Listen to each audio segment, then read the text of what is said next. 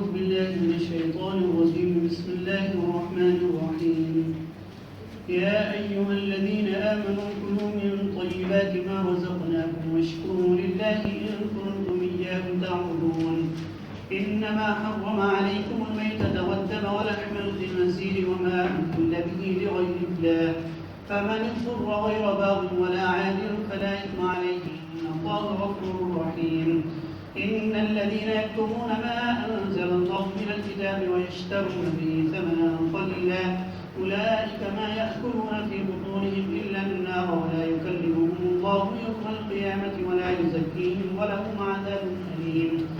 أولئك الذين اشتروا الضلالة بالهدى والعذاب بالمغفرة فما أصبرهم على النار، ذلك بأن الله نزل الكتاب بالحق وإن الذين اختلفوا في الكتاب لفي شقاق بعيد. ليس البر أن تولوا وجوهكم قبل المشرق والمغرب ولكن البر من آمن بالله واليوم الآخر والملائكة والكتاب والنبيين وآتى المال على حبه ذوي القربى واليتامى والمساكين وابن السبيل والسائلين وفي الرقاب وأقاموا الصلاة وآتى الزكاة والموفون بعهدهم إذا عاهدوا والصابرين في البأساء والضراء وحين البأس أولئك الذين صدقوا وأولئك هم المتقون. يا أيها الذين آمنوا كتب عليكم القصاص في القتلى الحر بالحر والعبد بالعبد والأنثى بالأنثى، فمن عفي له من أخيه شيء فاتباع بالمعروف وأداء إليه بإحسان، ذلك تخفيف من ربكم ورحمة، فمن اعتدى بعد ذلك فله عذاب أليم.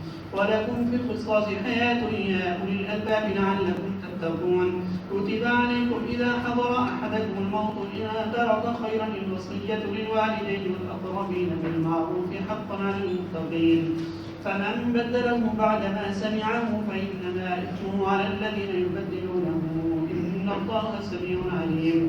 فمن خاف من موص جنفا أو إثما فأصلح بينهم فلا إثم عليه إن الله غفور رحيم.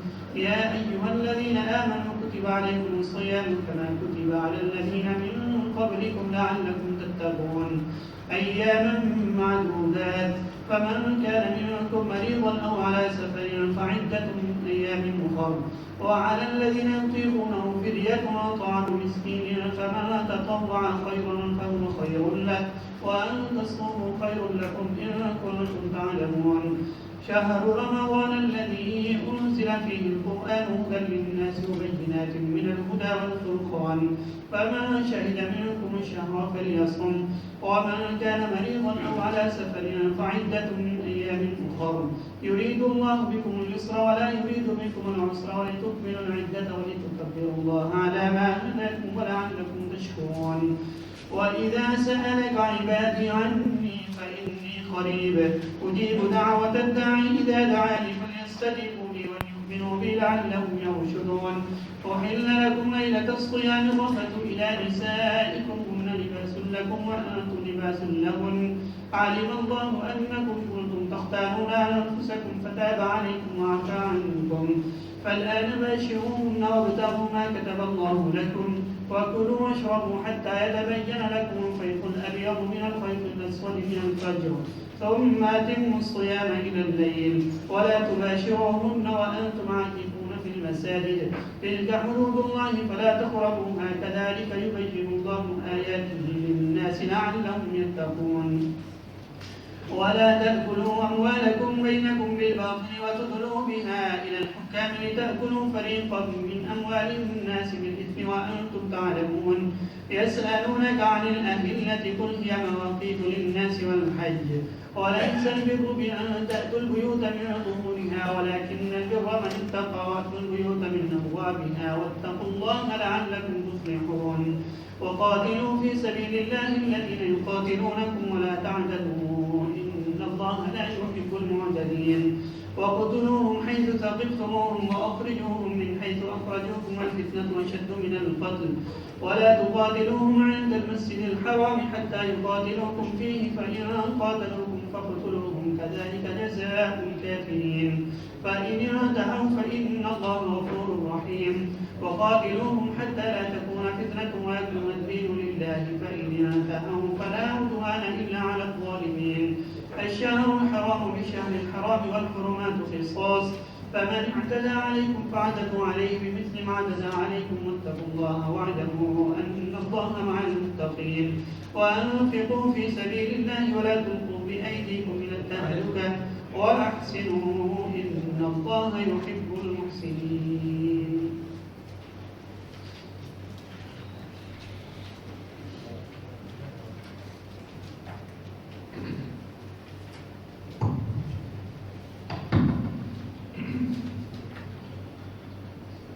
اعوذ باللہ من الشیطان الرجیم بسم اللہ الرحمن الرحیم. سب سے پہلی آیت جہاں سے تلاوت شروع ہوئی ہے اس میں اہل ایمان کو مخاطب کر کے اللہ تعالیٰ فرما رہے ہیں کہ اے ایمان لانے والوں ان پاکیزہ چیزوں میں سے کھاؤ جو ہم نے تمہیں رزق دیا ہے اور اللہ کا شکر ادا کرو اگر تم اسی کی عبادت کرتے ہو. بے شک اس نے تم پہ صرف اور صرف مردار کو حرام کیا ہے اور خون کو اور خنزیر کے گوشت کو اور وہ چیز جس پہ غیر اللہ کا نام لیا گیا ہے. جو شخص مجبور ہو بشرطے کہ وہ نہ حد سے تجاوز کرنے والا ہو نہ اس کے اندر خواہش ہو تو اس پہ کوئی گناہ نہیں ہے. بے شک اللہ بخشنے والا مہربان ہے.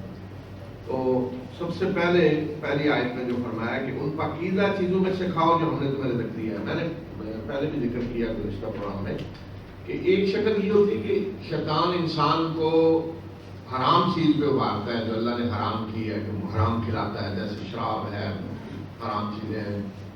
ایک شکل یہ ہوتی ہے کہ وہ حلال چیزوں سے روکتا ہے اور یہ حلال چیزوں سے رکنا حلال کو اپنے اوپر حرام کر لینا یہ عموماً مذہبی جذبے سے ہوتا ہے. مذہبی طور پہ چیزوں کو حرام کر دیا جاتا ہے کہ مثلاً ایک شکل یہ ہوتی ہے کہ یہ دنیا ہی گندی ہے نجس ہے اسے چھوڑو کوئی کھا پیو نہیں جیسے عیسائیوں نے کیا. آپ عیسائیوں بڑے بڑے بزرگوں کے قصے دیکھیں تو عموماً یہ ہوگا کہ وہ کچھ نہیں کھاتے تھے زندہ رہنے کے لیے چند ٹکڑے کھا لیے. ہندو یوگیوں کو دیکھیں تو ہمارے ہاں بھی تصور اس طرح کا ہے مسلمانوں میں بھی آیا ہوا. تو اس لیے اللہ تعالیٰ نے قرآن میں جگہ جگہ یہ حکم دیا ہے کہ جو پاکیزہ چیزیں اللہ نے پیدا کی ہیں وہ تمہارے لیے انسانوں کے لیے پیدا کی ہیں ان کو کھانا جو ہے وہ مذہب کے خلاف نہیں ہے. مذہب کوئی بھی دین یہ نہیں کہتا کہ پاکیزہ چیزیں نہ کھاؤ یہ تمہارے لیے ہے انہیں کھاؤ. البتہ دو چیزیں ہیں جو ہونی چاہیے. ایک تو یہ کہ حد سے تجاوز نہ کرو فضول خرچی نہ کرو اسراف نہ کرو کھاتے ہوئے. دوسری چیز یہ کہ جب اللہ کی پیدا کردہ پاکیزہ چیزیں کھاؤ تو اس کا شکر ادا کرو. اس لیے فرمایا کہ اصل بات کیا ہے کہ کھاؤ پاکیزہ چیزیں لیکن اللہ کا شکر ادا کرو. اگر تم اسی کی عبادت کرتے ہو اسی کی عبادت کے دعوے دار ہو تو پھر اس کی حلال کردہ چیزوں کو بھی کھاؤ. باقی یہ کہ حرام کیا ہے حرام تو مختصر ہے. حرام کی لسٹ دے دی گئی ہے. حرام کی چیزیں کیا ہیں مرتاد میتہ سے مراد ہے ایسا جانور جو بنیادی طور پہ حلال ہو لیکن ذبح کیے بغیر مر گیا ہو کسی بھی شکل میں اس کی موت آ گئی ہو. آگے سورہ مائدہ میں اس کی تفصیل آ رہی مختلف شکلیں کیا ہو سکتی ہیں. پھر خون سے مراد بہنے والا خون ہے جو زندہ جانور سے نکال لیا جائے یا ذبح کرتے وقت جو خون بہتا ہے. خنزیر کا گوشت اور جس چیز پہ غیر اللہ کا نام لیا گیا ہے یہ نہیں کہا کہ مماد ذبیحہ جو ذبح کیا گیا غیر اللہ کے لیے نہیں جس پہ غیر اللہ کا نام لیا گیا ہے. ظاہر ہے ذبح کرتے وقت غیر اللہ کا نام لیا جائے تو وہ تو خود اس میں شامل ہے لیکن اس میں ایسی چیزیں بھی شامل ہو سکتی ہیں کہ جو ذبح سے متعلق نہیں ہے. مثلا کوئی فروٹ ہے پڑا ہوا لیکن وہ اللہ کے سوا کسی کے لیے نظر کر دیا گیا یہ نظر ہے فلاں دیوتا دیوی یا اللہ کے کسی انسان کے لیے بھی اس کے لیے کیا جا رہا ہے تو وہ حرام ہو جائے. یعنی ایسی چیز کہ جو جیسے کہتے ہیں نیاز نظر نیاز جو غیر اللہ کے نام پہ دی جا رہی ہے بے شک وہ فروٹ ہو چاول پکے ہوئے ہوں کوئی بھی چیز ہو وہ بھی اس میں شامل ہے. اس لیے کہ جب اللہ نے سب کچھ پیدا کیا ہے تو اس کا حق ہے کہ نظر نیاز جس چیز کی بھی دی جائے وہ اس کے نام پہ دی جائے. یہ تو دھاندلی ہے نا بہت بڑی کہ سب کچھ اللہ کا پیدا کرتا ہے اور اللہ کی پیدا کردہ چیزیں اٹھا کر اللہ کے سامنے دوسروں کے نام پہ وہ بانٹی جا رہی ہوں نظریں دی جا رہی ہوں. اس سے بڑا ظلم کیا ہو سکتا ہے اس سے بڑی دھاندلی کیا ہو سکتی ہے. یہ تو ایسے ہی ہے نا کہ جیسے مثلاً ایک گورنمنٹ فرض کریں آئی ہے اس نے کوئی آپ کے لیے جی سڑک بنائی پتہ ہے سب کو فلاں نے بنائی ہے اور کل دوسری حکومت آ کر اپنی تختی لگا دے اس میں، لوگوں کے سامنے اعلانیہ، تو سب کو پتہ ہی دھاندلی کی جا رہی، سنائی فلان ہے، تختی فلان کی لگائی جا رہی ہے، شکریہ فلاں کا، یا مثلا کوئی سڑک بنائی سطح ہونے لگا ہے، تو جس نے بنائی گورنمنٹ نے، اس کی بجائے شکریہ سامنے ان کے کسی اور کا ادا کرنا شروع کر دیں، جی بڑا آپ کا شکریہ، آپ نے سڑک بنائی، وہ سامنے بیٹھے ہوئے ہیں، تو کیا حال ہوگا؟ تو اسی طرح اللہ کی پیدا کردہ چیزیں جو ہیں وہ جب غیر اللہ کے، اللہ کے سوا دوسروں کے نام پہ ذبح کی جائیں، دوسروں کے نظر نیاز کے طور پہ تقسیم کی جائیں، تو یہ دھاندلی ہے، ظلم ہے، تو اس لیے اس چیز کو اخلاقی طور پہ پھر حرام کر دیا گیا ہے، وہ بھی اس میں شامل ہے۔ تو حرام کب کھایا جا سکتا ہے؟ ایک شکل ہے کہ آدمی اتنا مجبور ہے کہ وہ مرنے والا ہے بھوک سے، جان بچانے کے لیے حرام کھانا ضروری ہے، جان بچانے کے لیے ضروری ہے آدمی کھائے۔ اسلام یہ نہیں کہتا کہ آپ بھوکے مر جائیں، نہیں، جان بچانے کے لیے کھائیں، لیکن کتنا کہ حد سے تجاوز اتنا جس سے صرف جان بچائی جا سکتی ہو۔ اور دوسری بات یہ کہ پہلے سے خواہش نہ ہو، بس ایک آدمی کہیں اتفاقاً وہ شراب پینا چاہتا تھا، مطلب بڑی خواہش تھی، تمنا تھی کہ شراب پیو، اب موقع ایسا آ گیا کہ کوئی چیز کھانے پینے کے لیے مرنے لگا ہے، تو کہ جی آج تمنا پوری ہو رہی ہے۔ شیخ مولوی صاحب سے تو پوچھے گا تو وہ تو کہیں گے نا کہ ٹھیک ہے جی، جان بچانے کے لیے پی لو، مر رہا ہوں، کوئی چیز نہ پینے کی چیز ہے، نہ ایسی جگہ بند ہوں، کوئی چیز مل رہی، لیکن ساتھ اندر سے وہ کہہ رہا ہے جی آج تمنا پوری ہو رہی ہے، تو وہ ہے کہ خواہش اس کے اندر ہے، پھر بھی اس کے لیے وہ حرام ہے، پھر اللہ کے ہاں وہ پکڑا جائے گا۔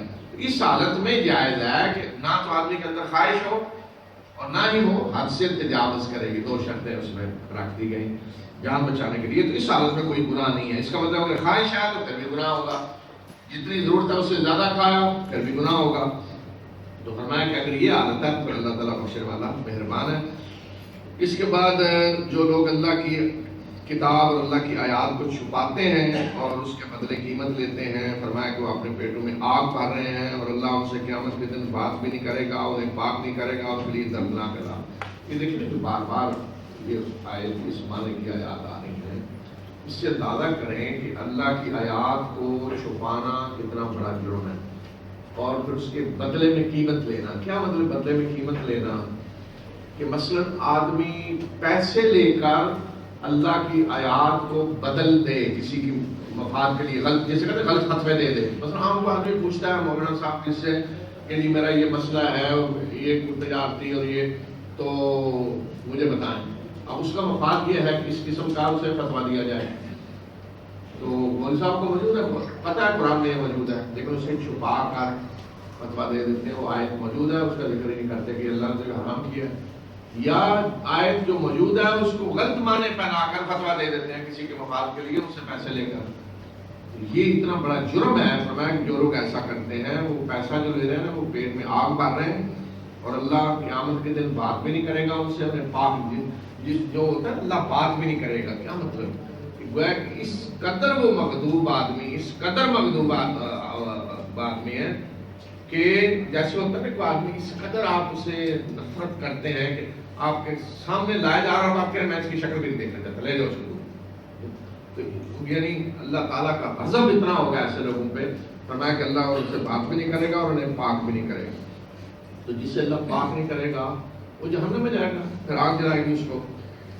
اسی طرح فرمایا کہ جو لوگ یہ وہ لوگ ہیں جنہوں نے ہدایت کے بدلے گمراہی کو خریدا اور مغفرت کے بدلے عذاب کو خریدا، تو کتنی جرت ہے ان کی آگ پہ، کتنے ڈھیٹ ہیں، ڈٹے ہوئے ہیں، پتہ ہے اس کے بدلے میں آگ ہوگی، اور فتوے دے کے اور آرام کھا رہے ہیں۔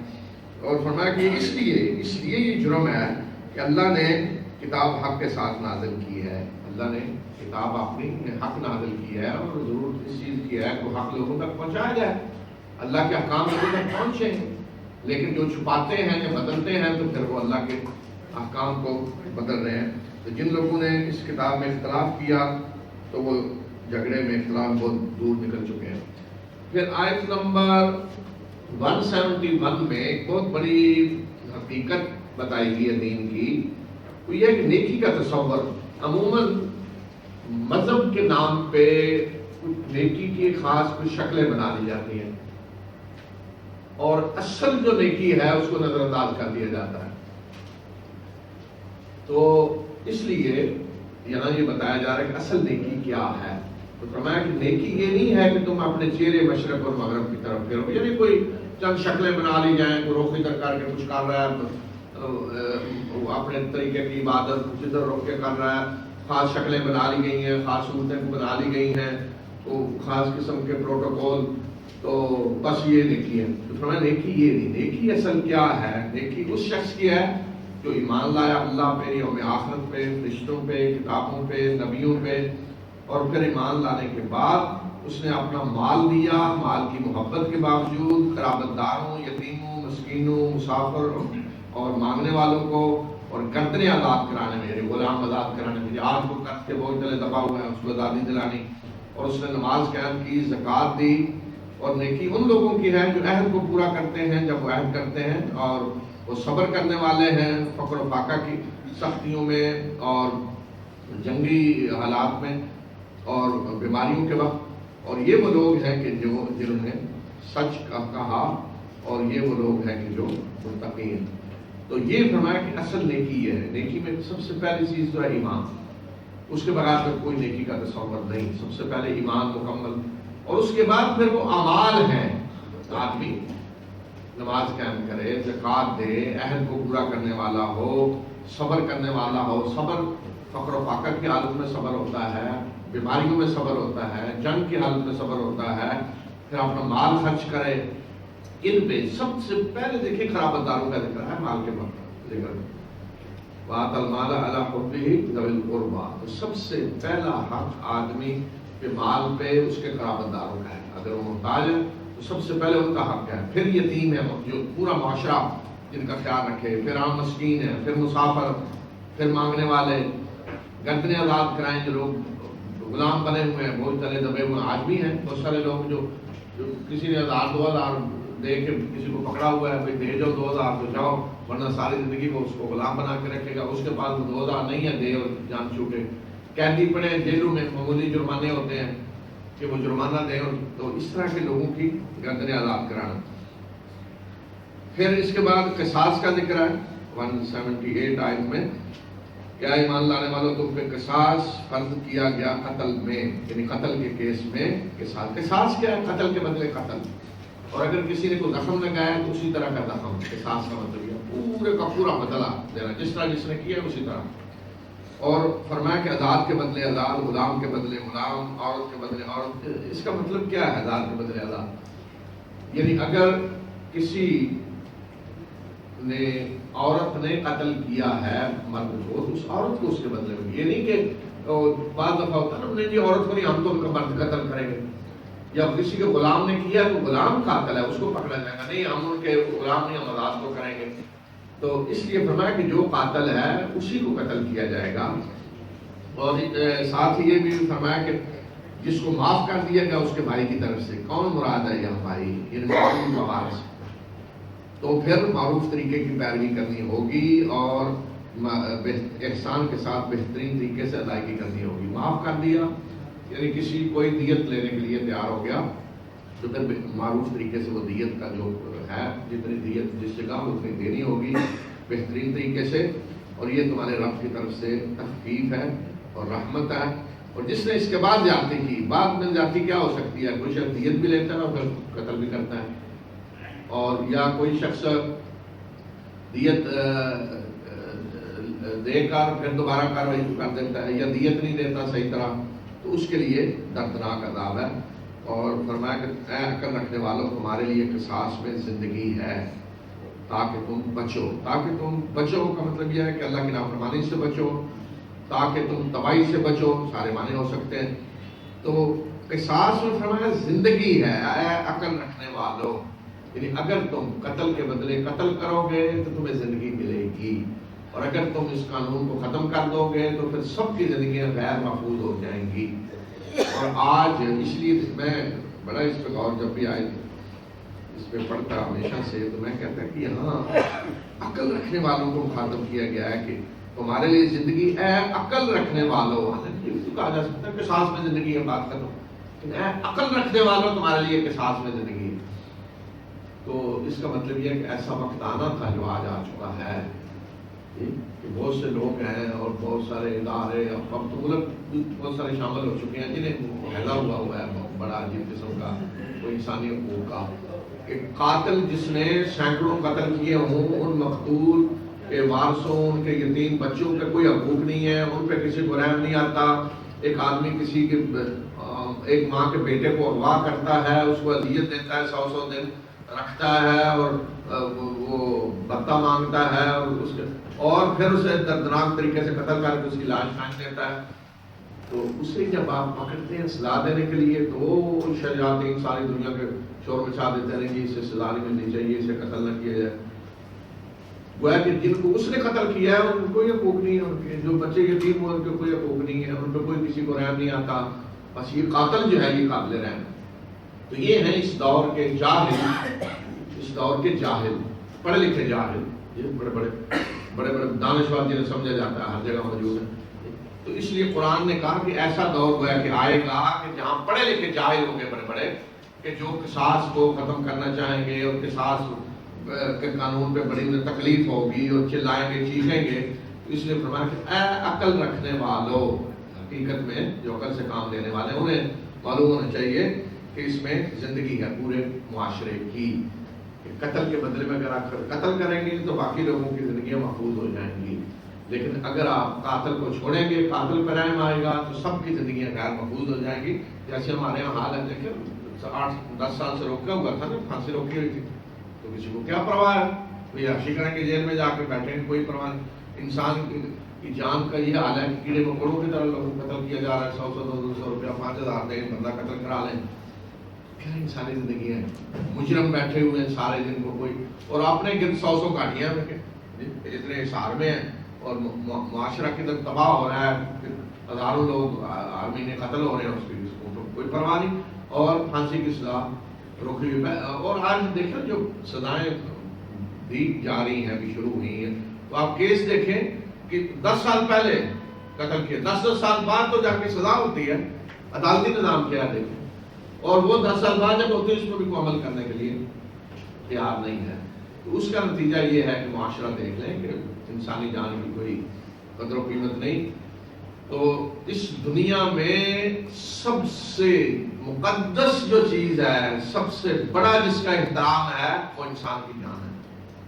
اور انسان کا سب سے بڑا حق جو ہے وہ یہ ہے کہ اس کی جان محفوظ ہو.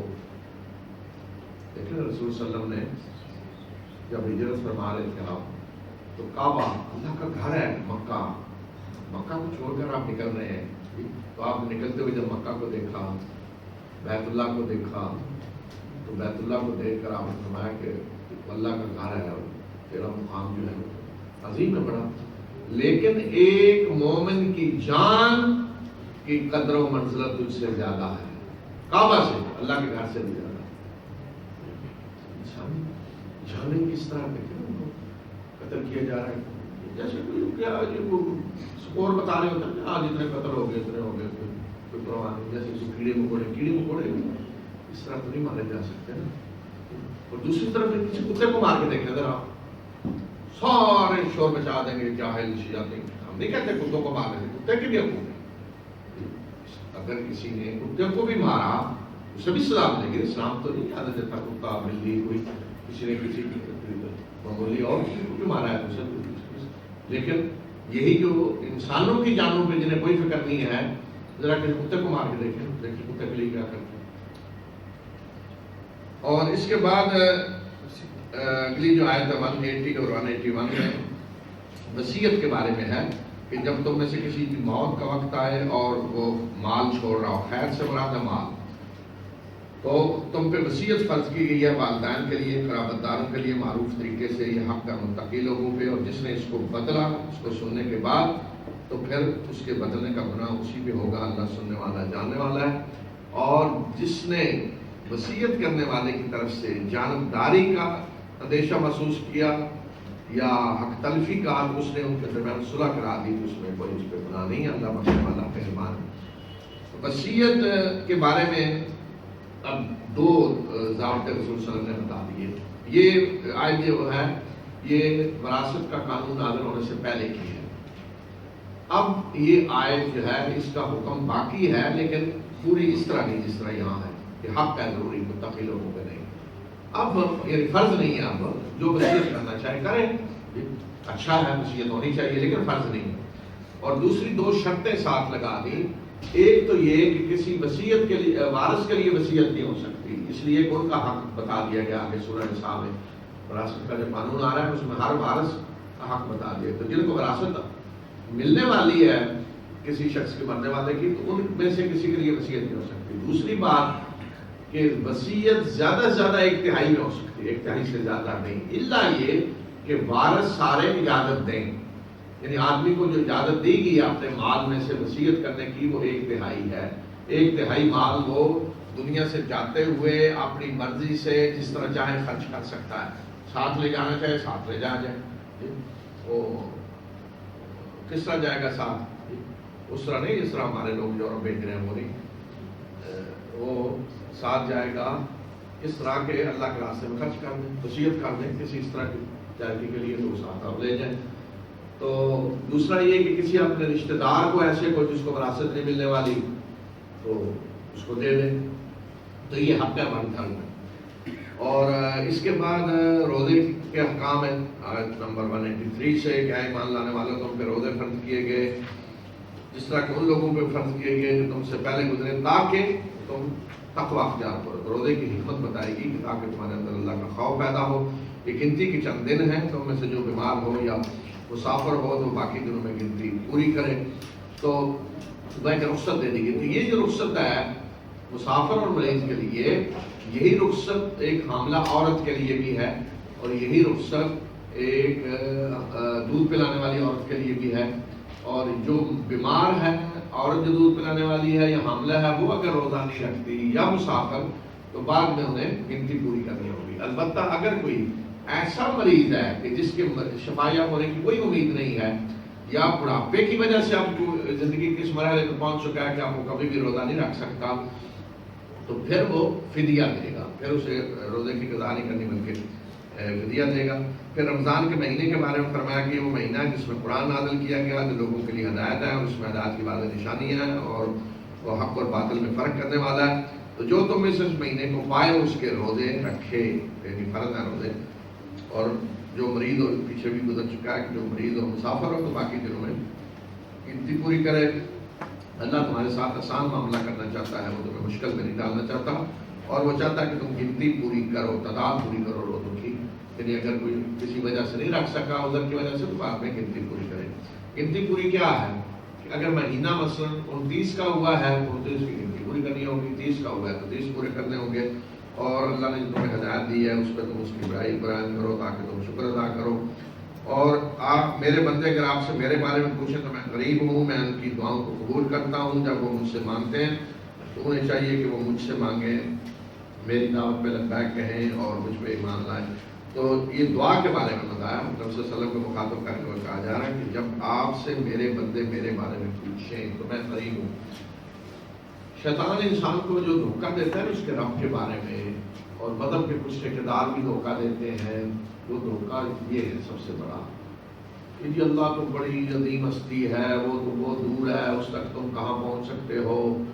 تو اس طرح انسان کو اللہ سے دور کر کے پھر شکار کیا جاتا ہے، الگ کر کے دور کر کے پھر اسے شکار کرتے ہیں کہ اللہ تو بہت دور ہے، اس تک کہاں پہنچ سکتے ہو، تو اب آؤ ہم تمہیں کسی طریقے سے پہنچاتے ہیں. پھر وہ فیسیں لے کر اپنی اور سارا کچھ وہ کر کے وہ بیوقوف بناتا ہے انسان.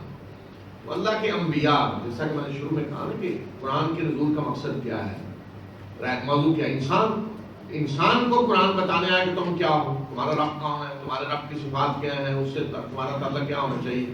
تو قرآن اللہ کی کتابوں نے انسان کو یہ بھی بتایا ہے کہ تمہارا رب کون ہے. اسی میں یہ بھی بات ہے کہ تمہارا رب تمہارے قریب ہے، دور نہیں ہے. جب چاہو اس سے مانگو، جس وقت چاہو مانگو، جس زبان میں چاہو مانگو. اور اپنے رب سے مانگنے کے لیے نہ درمیان میں کسی مترجم کی ضرورت ہے اور نہ کسی کی ضرورت ہے جو تمہارا پیغام تمہارے رب تک پہنچائے. وہ براہ راست اپنے ہر بندے کی سن رہا ہے، ہر زمان میں سن رہا ہے، ہر وقت سن رہا ہے. تو کوئی انسان یہ دھوکہ نہ کھائے کہ میرا رب تو بہت دور ہے، میں کیسے اس تک پہنچوں گا. نہیں، وہ اپنے بندوں کے قریب ہے، ان کی سنتا ہے، وہ شرط ہے کہ کوئی مانگے. اور فرمایا کہ میں ان کی دعائیں قبول کرتا ہوں، دعا کوئی بھی ضائع نہیں ہوتی. اصل اجیبو کا معنی یا کہ جواب دیتا ہوں، کاروائی کرتا ہوں. ہر دعا پہ کاروائی ہوتی ہے. جو بھی کسی نے اللہ سے دعا کی ہے اس پہ لازماً کاروائی ہوگی. پہلی کاروائی تو یہ ہو سکتی ہے کہ جو کچھ مانگا وہ اللہ نے دے دیا، وہی چیز دے دی. لیکن ہر انسان کو اگر وہی چیز دے دی جائے جو وہ مانگ رہا ہے تو زمین میں ساتھ کر جائے گا، نظام درم ہو جائے گا سارا. بیک وقت ایک دوسرے کی ضد لوگ مانگ رہے ہوتے ہیں. ایک آدمی دعا کر رہا ہوتا ہے اللہ بارش نہ برسائیں، دوسرے برتن کچے پکا کے رکھے ہوئے ہوتے ہیں تو سارے ضائع ہو جائیں گے. اور یا اس کی گندم کھڑی ہے ساری، یہ تباہ ہو جائے گی. اور دوسرا عین اسی وقت دعا کر رہا ہوتا ہے اللہ بارش برسا، اس کا مفاد بارش میں ہوتا ہے. اس لیے سب لوگوں کی دعا تو قبول ہو ہی نہیں سکتی. اگر کی جائیں تو نظام درم برم ہو جائے کائنات. اللہ پوری کائنات کی مسلط کو دیکھ رہا ہے. تو اس لیے اگر کسی نے ایسی دعا مانگی جو اس کو وہ چیز نہیں دی جا سکتی، وہ بات مانی نہیں جا سکتی، تو پھر کیا ہوگا؟ پھر اللہ تعالیٰ اس کے بدلے میں اسے اور چیز دے دے گا. ظاہر نہیں ہوگی، اور چیز دے دے گا اللہ، یا کوئی اس کی مصیبت ڈال دے گا اور اس کے بدلے میں.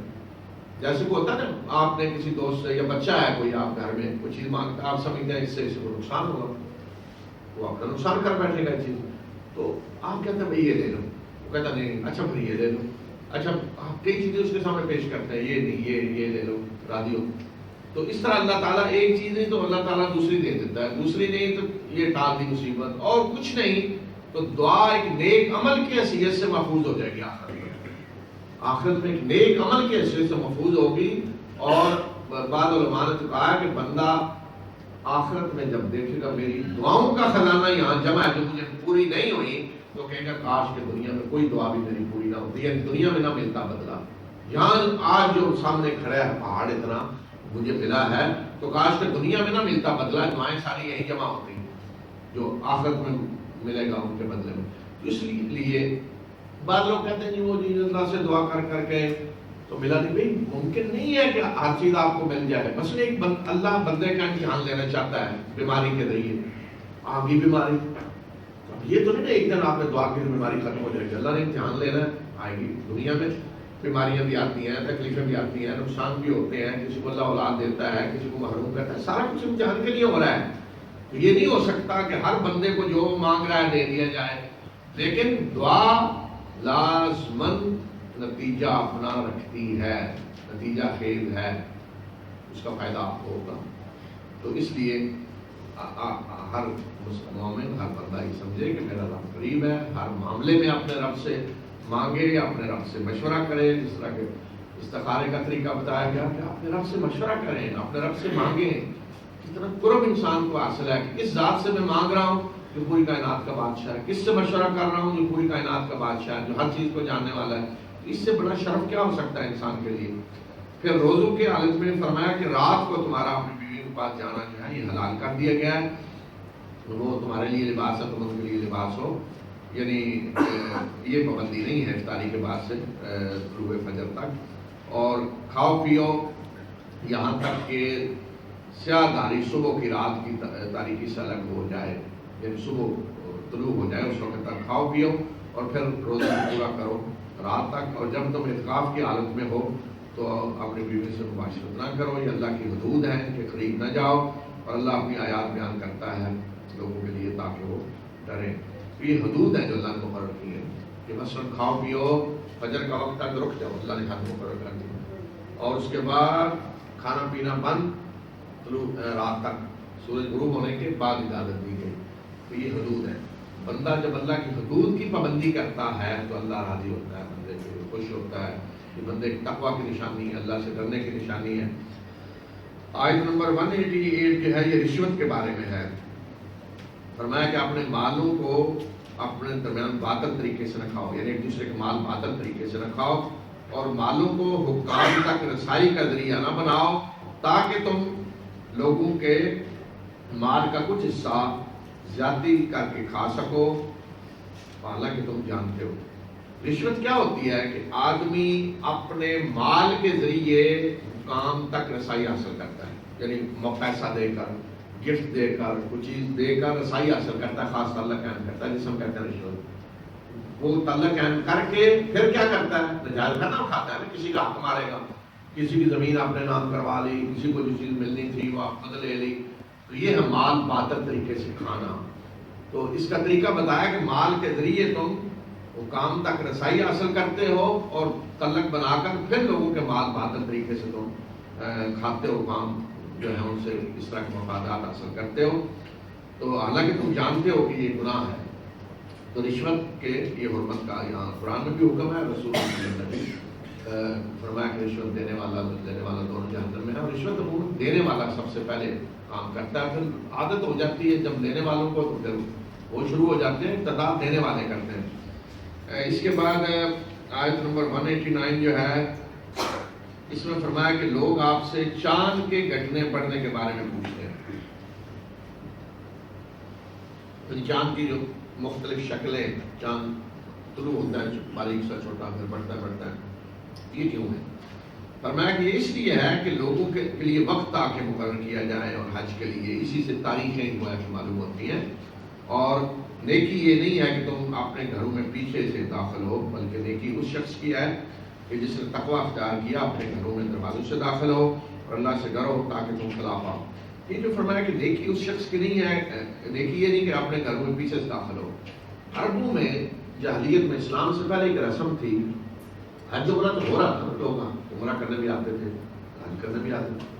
تو جب کوئی عمرے کا یا حج کا احرام باندھ کر نکل پڑتا اور اسے واپس اپنے کسی کام کے لیے گھر آنا پڑتا، احرام باندھ کر نکلنے کے بعد کسی مجبوری میں گھر آنا پڑتا، تو وہ کہتے ہیں کہ نہیں، گھر میں آپ دروازے سے نہیں داخل ہونا، پیچھے سے کہیں داخل ہونا. دیوار پلان کے آئے، اوپر سے کہیں آئے، چھت سے وہ احرام باندھ لیا ہے تو دروازے سے نکل گیا، اس دروازے سے واپس نہیں داخل ہونا. یہ کون سی بات ہے؟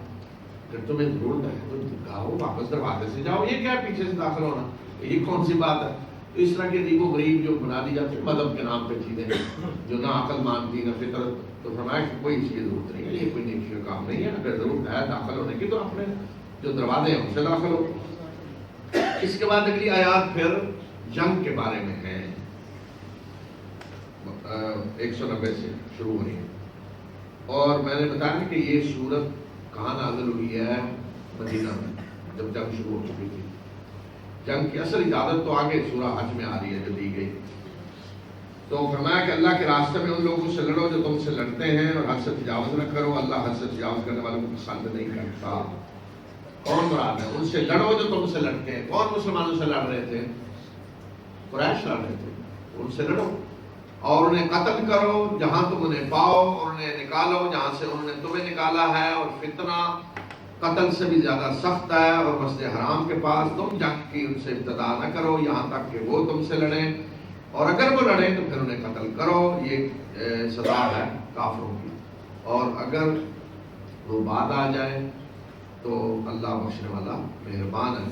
اور ان سے جنگ کرو یہاں تک کہ فتنہ باقی نہ رہے اور دین مکمل طور پر اللہ کا ہو جائے. اور اگر وہ بعد آ جائیں تو پھر ظالموں کے سوا کسی ایک پہ کوئی پکڑ نہیں ہوتی. تو یہ جو فرمایا کہ ان سے لڑو اور ان کو نکالو جہاں سے انہوں نے تمہیں نکالا ہے، یہ قریش کے بارے میں جو مسلمانوں سے لڑ رہے تھے. کنہوں نے مسلمانوں کو نکالا تھا؟ قریش نے مکہ سے نکالا تھا. تو آج بعض لوگ یہ آیتیں پڑھ کر ٹی وی پہ آ کر کہہ رہے ہیں جی اللہ گویا کہ سارے کافروں کے بارے میں حکم دے رہا ہے کہ ان کو جہاں پاؤ ان کو قتل کرو اور ان کو نکالو. تو پھر یہ قریش کے بارے میں کسی عام کافر کو قرآن اس طرح قتل کرنے کا حکم نہیں دیتا. صرف اس سے لڑا جائے گا جو میدان جنگ میں آپ سے لڑنے آ رہا ہے، اور اس کے لیے بھی پھر قوانین ہے. یہ مطلب نہیں کہ کافر کہیں بھی نظر آئے اسے قتل کر دو. کافر کی گویا کہ جان کا کوئی احترام نہیں ہے، نہیں. اور خاص طور پہ وہ کافر کہ جو آپ کے ملک میں باقاعدہ ویزا لے کر آیا ہے. ویزے کا مطلب یہ اجازت لے کر آیا ہے، گورنمنٹ اس کی ذمہ دار ہے اس کی حفاظت کی. مستعمل اسے کہا جاتا ہے شرعی اصطلاح میں. یا ذمی ہیں جو آپ کے شہری ہیں غیر مسلم، ان کی حفاظت کی ذمہ داری حکومت پہ ہوتی ہے، اسلامی حکومت پہ. ان کو قتل کرنا جو ہے وہ اتنا بڑا گناہ ہے کہ رسول اللہ صلی اللہ علیہ وسلم نے فرمایا کہ جو کوئی کسی ذمی کو غیر مسلم شہری جو ہے اسے قتل کرے گا مسلمان، تو قیامت کے دن میں اس کے خلاف آؤں گا اس کا کیس لے کر، میں اس کا وکیل بن کے کھڑا ہوں گا. تو تصور کریں کہ جہاں یہ مدعی اللہ کے رسول صلی اللہ علیہ وسلم ہوں گے ایک مسلمان کے خلاف، تو اس سے بڑی بدبختی بدقسمتی کیا ہو سکتی ہے؟ تو اس سے یہ بھی دیکھیں کہ غیر مسلم شہری جو ہے اس کی زندگی کا کیا حق ہے، اور اس زندگی کی ضمانت دی ہے مسلمانوں نے ذمہ لیا ہوا ہے، اس کا سارا کچھ آپ نے اپنے اوپر۔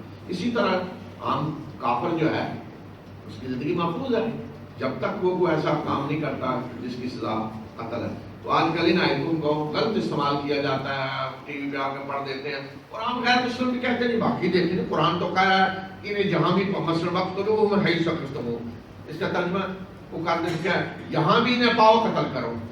غیر مسلم بھی کہیں گے قرآن دیکھیں مسلمانوں کی کتاب تو کہہ رہی ہے کہ کافر جہاں ملے انہیں قتل کرو۔ وہ بھی کیا سوچیں گے مسلمان تو پھر ہمیں جہاں نظر آئے ہمیں قتل کریں گے، یہ کون سا مذہب ہے؟ تو یہ ہمارے بدبخت کے ہی مسلمان اٹھ کر یہ رکھتے کریں اور دوسری طرف پڑھا کریں دیکھیں جی قرآن یہ کہہ رہا ہے۔ تو یہ غلط تفسیر غلط مطلب لینا قرآن کا۔ تو یہاں مراد قریش ہے، انہیں جہاں ملے انہیں قتل کرو کیونکہ لڑ رہے تھے مسلمانوں سے، اور انہیں وہاں سے نکالو جہاں سے تمہیں نکالا ہے۔ کہاں؟ مکہ۔ فتنہ قتل سے زیادہ فتنہ کیا ہے جو مکہ میں ہو رہا ہے؟ ایک شخص اسلام قبول کرے تو اس کی جان مال عزت خطرے میں پڑ جائے، اس کو ستایا جائے اس وجہ سے اس نے اسلام قبول کیا ہے، اس کا مال چھین لیا جائے اس وجہ سے اس نے اسلام قبول کیا ہے، اس کے گھر کو آگ لگائی جائے جی اس نے اسلام قبول کیا ہے، یہ فتنہ ہے۔ تو فرمایا کہ ان سے جنگ کرو یہاں تک کہ آزادی ہو جائے، جو شخص اسلام قبول کرتا ہے اسے آزادی ہو، اسے کوئی خطرہ نہ ہو۔ اور پھر امکان تھا کہ کہیں مسجد حرام کے پاس بھی جنگ کرنی پڑے، تو وہ فرمایا کہ تم جنگ کی ابتدا نہ کرو، اگر وہ کرتے ہیں پھر ان سے لڑو۔ تو مقصد یہ بتا دیا کہ اصل فتنہ ہے، اور دوسرا یہ کہ اللہ کا دین غالب ہو، اور جب اللہ کا دین غالب ہے تو نیچے کوئی اگر اپنے مذہب پہ عمل کرنا چاہتا تو کرے گا لیکن ذمہ کی حیثیت سے۔ لیکن یہ عام کافروں کے لیے تھا، باہر جو تھے جزیرۃ العرب کے کافروں کا حکم الگ ہے، وہ آپ کے ہم بتائیں گے انشاءاللہ سورہ توبہ کے اندر، سورہ برات کے اندر۔ پھر فرمایا کہ حرام مہینے کے بدلے میں حرام مہینے ہیں، یعنی کہ وہ ان کی حرمت توڑتا ہے پھر تم بھی توڑو، اور ہر حرمت کا قصاص ہے، اگر وہ حرمت توڑیں گے تو بدلہ لو ان سے، اور جو تم پہ زیادتی کرے تو پھر اس کا جواب تم بھی اسی طرح دے سکتے ہو، اور اللہ سے ڈرو اور جان لو کہ اللہ متقی لوگوں کے ساتھ ہے۔ یعنی اسلام یہ نہیں کہتا کہ آپ زیادتی کریں، لیکن اگر مقرر ہے زیادتی تو یہ مطلب نہیں، تو اس میں زیادتی نہیں کہا، مطلب آپ بھی اسی طرح کا جواب دے سکتے ہیں۔ یعنی اگر کوئی تھپڑ مارتا ہے تھپڑ مارے اس کو، ایک مارے ایک ہی مارے، زیادتی نہ کریں، اور خرچ کرو اللہ کے راستے میں، اور اپنے آپ کو ہلاکت میں نہ ڈالو اپنے ہاتھوں سے، اور بہترین سلوک کرو، احسان کرو، اللہ احسان کرنے والوں کو پسند کرتا ہے۔ اپنے ہاتھوں اپنے آپ کو ہلاکت میں نہ ڈالو، کیا مطلب کہ اگر تم اللہ کے راستے میں خرچ نہیں کرو گے، یہاں اللہ کے راستے میں خرچ کرنے سے مراد جہاد کے لیے خرچ کرنا ہے، اس لیے اگر خرچ نہیں کرو گے تو گویا کہ اپنے ہاتھوں اپنے آپ کو ہلاکت میں ڈال رہے۔ لیکن آج مسلمانوں کی جو آج حالت ہے، ذلت رسوائی سارا کچھ کیوں ہے؟ کوئی ٹیکنالوجی سائنس نہیں، پڑھائی نہیں، پڑھایا نہیں، کچھ نہیں، تعلیم میں پیچھے، سائنس میں پیچھے، اسلحہ میں پیچھے، کوئی کچھ نہیں بنا رہے، ہر چیز پہ دوسروں پہ ڈیپینڈ کرتے ہیں، تو اپنے آپ کو ہلاکت میں ڈال دیا نا ہم نے۔ بڑا پیسہ، بڑی دولت اللہ نے دی، سب کچھ، لیکن ہم نے اسلحہ نہیں بنایا، جو ہر چیز میں دوسروں کے محتاج ہیں۔ تو یہ چیز ہوتی ہے کہ جب آپ اس طرح خرچ نہیں کریں گے دفاع کے لیے تو پھر آپ اپنے آپ کو خود ہلاکت میں ڈالیں گے۔ وَأَتِمُّوا الْحَجَّ وَالْعُمْرَةَ لِلَّهِ فَإِنْ أُحْصِرْتُمْ فَمَا اسْتَيْسَرَ مِنَ الْهَدْيِ وَلَا تَحْلِقُوا رُءُوسَكُمْ حَتَّى يَبْلُغَ الْهَدْيُ مَحِلَّهُ فَمَنْ كَانَ مِنكُم مَّرِيضًا أَوْ بِهِ أَذًى مِّن رَّأْسِهِ فَفِدْيَةٌ مِّن صِيَامٍ أَوْ صَدَقَةٍ أَوْ نُسُكٍ فإذا أمنتم فمن تمتع بالعمرة إلى الحج فما استيسر من الهدي فمن لم يجد فصيام 3 أيام في الحج و7 إذا رجعتم تلك 10 كاملة ذلك لمن لم يكن أهله حاضر المسجد الحرام واتقوا الله واعلموا أن الله شديد العقاب الحج أشهر معلومات فمن فرض فيهن الحج فلا رفث ولا فسوق ولا جدال في الحج وما تفعلوا من خير يعلمه الله وتزودوا فإن خير الزاد التقوى واتقون يا أولي الألباب ليس عليكم جناح أن تبتغوا فضلا من ربكم فإذا أفضتم من عرفات فاذكروا الله عند المشعر الحرام واذكروه كما هداكم وإن كنتم من قبله لمن الضالين ثم أفيضوا من حيث أفاض الناس واستغفروا الله إن الله غفور رحيم فإذا قضيتم مناسككم فاذكروا الله كذكركم آباءكم أو أشد ذكرا فمن الناس من يقول ربنا آتنا في الدنيا وما له في الآخرة من خلاق ومنهم من يقول ربنا آتنا في الدنيا حسنة وفي الآخرة حسنة وقنا عذاب النار أولئك لهم نصيب مما كسبوا والله سريع الحساب واذكروا الله في أيام معدودات فمن تعجل في يومين فلا إثم عليه وما تأخر فلا إثم عليه لمن اتقى واتقوا الله واعلموا أنكم إليه تحشرون. آپ نے ابھی سنی ہے یہ ساری کی ساری حج کے بارے میں ابھی پہلے بتا چکا ہوں کہ حج اسلام سے پہلے سے پہلے بھی ہو رہا تھا. جب سے اللہ تعالیٰ کا گھر بنایا حضرت ابراہیم نے اس کو تعمیر کیا اس وقت سے حج جاری تھا, حج بھی اور عمرہ بھی. البتہ اس میں کچھ بدعتیں شامل ہو چکی تھی. مین چیزیں ساری تو یہی تھی, جو آج طریقہ حج کا یہی تھا, بڑی بڑی چیزیں ساری یہی تھیں. کچھ بدعتیں شامل کر لی گئی تھی, ان کو اسلام نے دور کر دیا کہ یہ چیزیں غلط ہیں, وہ نکال دی اور جو اصل صحیح حج کا طریقہ تھا اس کو اسی طرح برقرار رکھا. تو فرمایا کہ حج اور عمرہ اللہ کے لیے پورا کرو, یعنی جب احرام باندھو اور نیت کر دو تو پھر اس کو پورا کرو, اور اگر تم گر جاؤ تو پھر جو بھی قربانی میسر ہو کرو اور سر نہ منڈواؤ یہاں تک کہ قربانی اپنی جگہ کو پہنچ جائے. یعنی اگر کوئی حج کے لیے نکلا ہے یا عمرہ کے لیے نکلا ہے اور وہ راستے میں گر گیا ہے, راستہ میں امن جنگ چھڑ گئی, آگے نہیں جا سکتا, بیمار ہو گیا, اس طرح کی حالت ہے کہ سفر نہیں جاری رکھ سکتا, تو پھر وہ احرام کیسے کھولے گا کہ وہ پھر قربانی کرے اور سر منڈوائے اور احرام کھول دے اور آئندہ سال اس کے بدلے میں پھر عمرہ کرے یا حج کرے. جس طرح کہ رسول اللہ صلی اللہ علیہ وسلم کو صلح حدیبیہ کے موقع پہ روک دیا گیا تھا. آپ عمرہ کرنے گئے تو قریش نے روک دیا, پھر معاہدہ ہوا آئندہ سال آ کر عمرہ کریں گے, عمرہ قضا کیا, تو اس عمرے کو آئندہ سال آپ نے قضا کیا اور آپ نے وہیں قربانی کی اور سر منڈوا. تو اس لیے یہ وہ حکم ہے. اور سر منڈوانے کے بارے میں بتایا کہ اگر کوئی بیمار ہو, تکلیف ہو, اسے سر میں کوئی ایسی تکلیف ہوگی, سر منڈوانا پڑا ہے, تو اگر وہ سر منڈوائے گا تو پھر اسے روزے یا تو روزے رکھے 3 یا 6 مسکینوں کو کھانا کھلائے یا بکری قربان کرے, یہ اس کا فدیہ ہوگا, سر منڈوانے کا کفارہ. اور اگر جب تم امن کی حالت میں ہو اور عمرہ حج کے ساتھ عمرے کو ملاؤ تو پھر جو بھی میسر ہو قربانی وہ تمہیں کرنی ہوگی, اور جس کو نہ ملے وہ 3 دن کے روزے حج میں رکھے اور ساتھ واپس لوٹ کر جب تم واپس لوٹو, اور یہ 10 پورے روزے ہو جائیں گے. اور یہ اجازت ان لوگوں کے لیے ہے جو مسجد حرام کے رہنے والے نہیں ہیں, اور اللہ سے ڈرو, جان لو کہ وہ سب سزا دینے والے.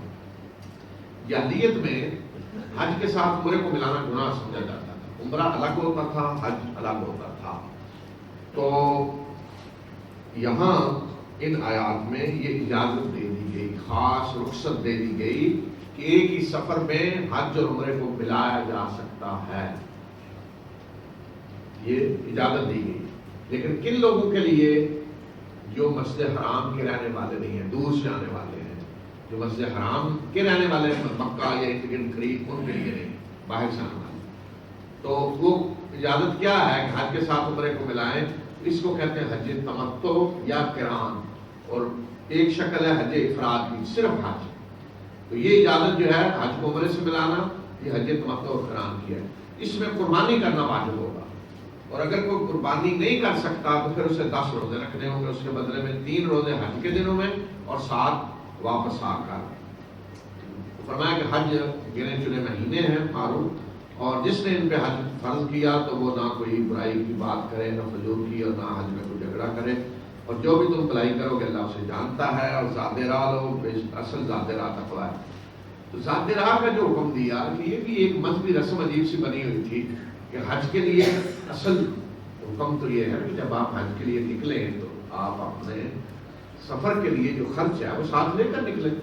لیکن بعض لوگ مذہبی طور پہ یہ سمجھتے تھے کہ نہیں, یہ مذہب کے خلاف ہے, اور میں نے یہ حج کرنا ہے مانگ کر, بھیک مانگ کر حج کرنا ہے, تو اس کو پسند نہیں کیا گیا. کہ غلط چیز ہے, حج پہ جاؤ تو ذات راہ ساتھ لو، لیکن اصل فرمایا ذات راہ جو ہے وہ تو تقویٰ ہے.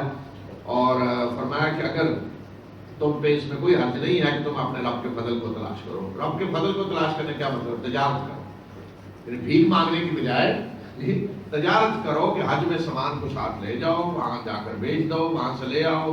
تو یہ فرمایا کہ اس میں کوئی حرج نہیں ہے. اور جب تم عرفات سے واپس لوٹو تو اللہ کو یاد کرو مشعر الحرام کے پاس. مشعر الحرام سے مراد مزدلفہ ہے.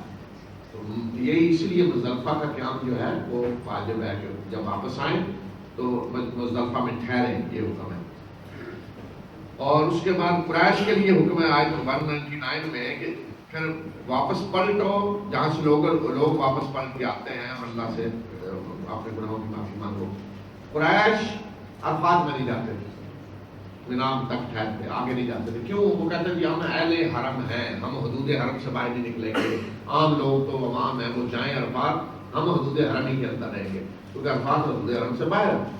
تو اس لیے قریش کو بھی حکم دیا کہ جہاں سے لوگ پلٹ کر آتے ہیں، کہاں یعنی عرفات جا کر پھر واپس آتے ہیں رات کو، اسی طرح تم بھی جا کر ادھر سے آؤ. تم نے یہ جو اپنے لیے خاص تماشا بنایا ہوا ہے یہ غلط ہے. اس بدعت کو گویا کہ ختم کر دیا گیا. اور بعض روایتوں میں بعض لوگوں نے بتایا کہ رسول اللہ صلی اللہ علیہ وسلم رسالت کے اعلان سے پہلے، بعثت سے پہلے بھی حج میں بعض لوگوں نے جو آپ کو دیکھا تو آپ قریش کے ساتھ نہیں ٹھہرتے تھے، آپ عرفات جاتے تھے. پہلے بھی آپ قریش کے ساتھ نہیں ٹھہرتے تھے، آپ پہلے بھی جاتے تھے، کہ گویا کہ آپ نے اس چیز کو پسند نہیں کیا تھا پہلے بھی. اور پھر فرمایا کہ جب تم مناسک اپنے پورے کر چکو، یعنی سارے حج کے اعمال کو، پھر اللہ کو یاد کرو جس طرح کہ اپنے آباء و اجداد کا پہلے ذکر کرتے تھے یا اس سے بھی زیادہ. قریش مینا میں جب ٹھہرتے تو اس میں ایک میلہ لگتا، ہر قبیلے کا شاعر آتا ہو، اپنے آباء و اجداد کے شان میں شعر پڑھتا ہو، کھانے کھلائے جاتے ہیں بتانے کے لیے کہ ہم کتنے مالدار ہیں اور سخی ہیں. تو میں یہ حرکتیں چھوڑو، اللہ کو یاد کرو. اور لوگوں میں ایسے بھی ہیں جو یہی دعا کرتے ہیں کہ اللہ ہمیں دنیا میں ہی دے دے اور آخرت میں ان کا کوئی حصہ نہیں ہے. اور ایسے بھی ہیں جو یہ دعا کرتے ہیں کہ اللہ ہمیں دنیا میں بھی دے اور آخرت میں بھی دے، ہمیں آگ کے عذاب سے بچا. تو اصل یہ دعا ہے جو ہونی چاہیے. کیا؟ ربنا آتنا فی الدنیا حسنہ فی الآخرۃ حسنہ وقنا عذاب النار. جو دنیا مانگے گا اللہ دنیا اسے دے گا، پھر آخرت میں کوئی حصہ نہیں ہوگا. لیکن دنیا بھی اللہ سے مانگے اور آخرت بھی مانگے. جب اس کے بعد دونوں ہیں تو دونوں مانگے. آپ ایک چیز کیوں مانگتے ہیں؟ دونوں مانگے. فرمایا کہ یہ لوگ ہیں کہ جو ان کی کمائی ہے اس میں ان کے لیے حصہ ہوگا اور اللہ جلد حساب لینے والا ہے.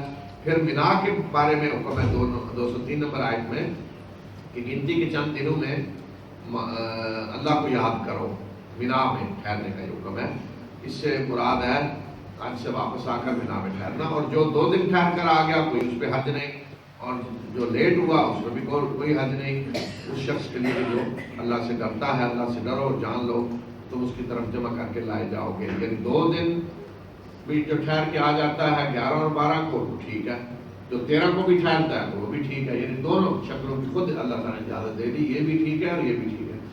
بعض لوگ آج کہتے ہیں یہ کیسے ہو سکتا ہے یہ دونوں چیزیں ٹھیک ہوں؟ ایک ہی ٹھیک ہو سکتی ہیں، یہ بھی دونوں ہو سکتی ہیں.